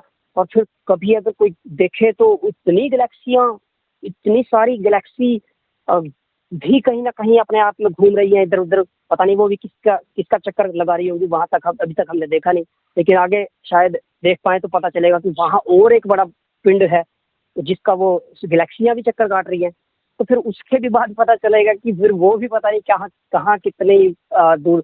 तो जब इतनी दूर हम जा चुके होते हैं, अब जूम इसको है ना, अब जूम आउट इतना हो गया ना, अब इसको देखिए कि अब हमारी पृथ्वी और उसमें इस जगह पर मैं खड़ा हूँ, और अब हम, मेरा क्या अस्तित्व है? अब उस नज़र से देखिए, वो जो गैलेक्सी से बाहर थे अभी हम, उस नज़र से देखिए मेरा क्या अस्तित्व है? तो मैं कहीं हूँ ही नहीं, मैं दिखाई नहीं देता, बिल्कुल कुछ है ही नहीं। और दूसरी बात, वहाँ से ब्रह्मांड को देखिए, ब्रह्मांड में क्या दिखाई देता है? ब्रह्मांड में कुछ दिखता ही नहीं, कुछ भी नहीं दिखता। वहाँ पर हमें बिल्कुल ऐसा महसूस होगा कि हम अंधे हैं क्या, बिल्कुल अंधे जैसा दिखाई देगा। क्योंकि कोई बहुत दूर कोई तारा होगा तो चमक जाएगा कि हाँ तारा है, लेकिन तारे से इधर देखेंगे तो कुछ भी नहीं दिखेगा। इतना सन्नाटा, इतना घोर अंधकार, कोई शब्द भी नहीं, कोई मतलब कुछ है ही नहीं, बिल्कुल खाली, शून्य, बिल्कुल जीरो। जी जी। और यही अनुभव जब हम समाधि में गए, यानी जब खुद के भीतर जाते हैं, जब इस मन को हटा देते हैं, जो कि इस सारे के सारे सृष्टि का आधार था। सृष्टि का आधार है मन। सृष्टि यानी सृजन, सृजन यानी कुछ नया करना, इस नए करने का आधार था मन, और मन को जब हटा दिया तो बचा हमारा सिर्फ अस्तित्व, बचा हमारा सिर्फ क्या, वही जो ब्रह्मांड में खालीपन था वही हमारे भीतर बचा। तो ये जब मन हटाया तब पता चला कि अरे यहाँ भी वही सेम, यहाँ भी कुछ न आवाज आती है, न कुछ सुनाई देता है, न दिखाई देता है, कुछ भी नहीं है और देखने वाला भी नहीं है। जैसे वहां पर नहीं था ना, गैलेक्सी से जब बाहर था मैं तो कौन था, मन ही तो था, लेकिन मैं तो कहीं था नहीं वहां पर। तो ऐसे बिल्कुल दोनों में सिमिलैरिटी नजर आती है कि ये मतलब दोनों बिल्कुल वही हैं, आपस में मिल जाते हैं वहां पर। जैसे लोग कहते हैं कि ब्लैक होल में जाते हैं तो फिर शायद वो उस तरफ, उसके दूसरी तरफ निकलते होंगे। कुछ लोग ऐसे पैरेलल यूनिवर्स की कल्पना करते हैं कि शायद ब्लैक होल निकल तो रहा है एक तरफ से, शायद दूसरी तरफ से वो उसको बाहर भी निकाल रहा होगा, या फिर उसके पीछे कोई शायद कोई दूसरा यूनिवर्स हो। तो ऐसे लोग कल्पना कर लेते हैं। तो ऐसे सोचिए कि हमारे अंदर भी जब हम चले जाते हैं तो बिल्कुल ब्रह्मांड के साथ एक नहीं हो जाते क्या? जी जी। क्योंकि वहां बचता ही क्या है, वही। अगर किसी ने ब्रह्मांड की कल्पना की हो, ब्रह्मांड को देखा हो इस नजर से, साइंस की नजर से, तो वो समाधि में जाएगा तो बिल्कुल वही खो जाएगा। बिल्कुल उसे लगेगा कि मैं पृथ्वी से बाहर हूँ। शरीर से छोड़िए, उसको पृथ्वी से ही बाहर लगेगा कि मैं बाहर ही फिर रहा हूँ कहीं। हालांकि वहाँ फिरने वाला भी नहीं है कोई, वहाँ सिर्फ ऑब्जर्वर है, सिर्फ साक्षी है, दृष्टा है, और बस है, बस अस्तित्व है। समय भी नहीं है वहाँ पर, समय भी रुक जाता है असल में, क्योंकि समय भी गति के साथ होता है। जब गति ही नहीं तो फिर समय भी नहीं। जी जी। और ये होती है, अब इसे डार्क मैटर कह लें, क्वांटम कह लें, तत्व। इसमें हमारे तो जैसे शास्त्रों में तत्व का इस्तेमाल किया है, तत्व शब्द का। तो तत्व को ही जब फिजिक्स की भाषा में उन्होंने डिस्क्राइब किया तो क्वांटा और क्वांटम के तहत डिस्क्राइब किया। जब हम कहते हैं ना तात्विक दृष्टि से देखें, तो वो कहते हैं क्वांटम फिजिक्स के लेवल से देखें तो बात दोनों बराबर होती है। तो तात्विक रूप से देखना और क्वांटम रूप से देखना, दोनों ये शब्द आपस में सिमिलर होते हैं। तो ये बात है, कुल मिलाकर दोनों का संबंध तो पूरा है।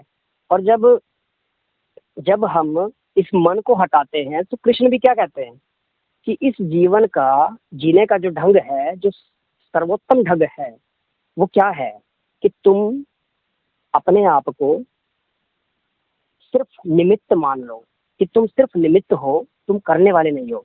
यानी कि अपने मन को हटा दो, है ना।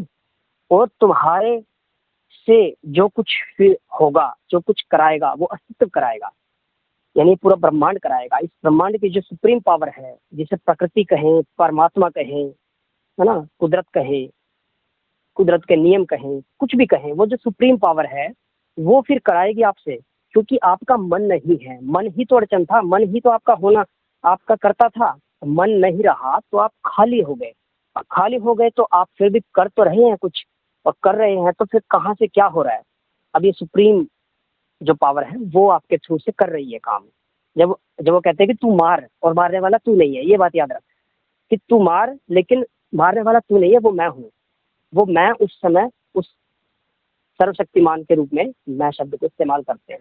तो यानी गीता में भी यही चीज इस तरीके से कही। और समाधि के तो अनुभव ही कुछ ऐसे होते हैं कि वहाँ कुछ बचता नहीं। और समाधि से आने के बाद, समाधि से लौटने के बाद जो घटनाएं होती है ना, वो ये घटनाएं होती हैं कि हम उस समय इतना समझ चुके होते हैं चीजों को, और उसके आनंद में फिर हम जब रहते हैं तो फिर खुद को निमित्त करके, क्योंकि मन भी एकदम से नहीं बनता, फिर मन सक्रिय होने में भी समय लेता है। पहले जब निष्क्रिय था तो अब सक्रिय होने में भी थोड़ा समय लगेगा, और जब तक वो सक्रिय पूरा होगा उसके बीच में जितनी घटनाएं होंगी वो कुदरत करा रही होगी हमसे। तो ये निमित्त हो चुके होते हैं उस समय हम। और ये जो होती है ये बड़ी सुखद अनुभव और सुखद घटना होती है जब हम अचुनाव, जो ओशो की भाषा में कहें अचुनाव की स्थिति, जब हम चुन नहीं रहे होते, जब हम कर्ता नहीं होते, अकर्ता का भाव, है ना, कहते हैं अकर्म कर, तो ये करके अकर्ता होकर कर। तो ये चीजें, ये जो सुप्रीम बातें जो बताई जाती है, या अध्यात्म की सबसे गहरी असल में बातें हैं, निमित्त होने वाली, ये अचुनाव की स्थिति, सर्व स्वीकार की स्थिति, ये अध्यात्म की सर्वोच्च स्थितियां हैं जिसमें कोई व्यक्ति अगर रहे तो बड़ा शांति और आनंद को अनुभव करता है। जी जी जी, बहुत सुंदर, बहुत सुंदर। आपसे बात करके सचमुच बहुत अच्छा लगा विकास जी।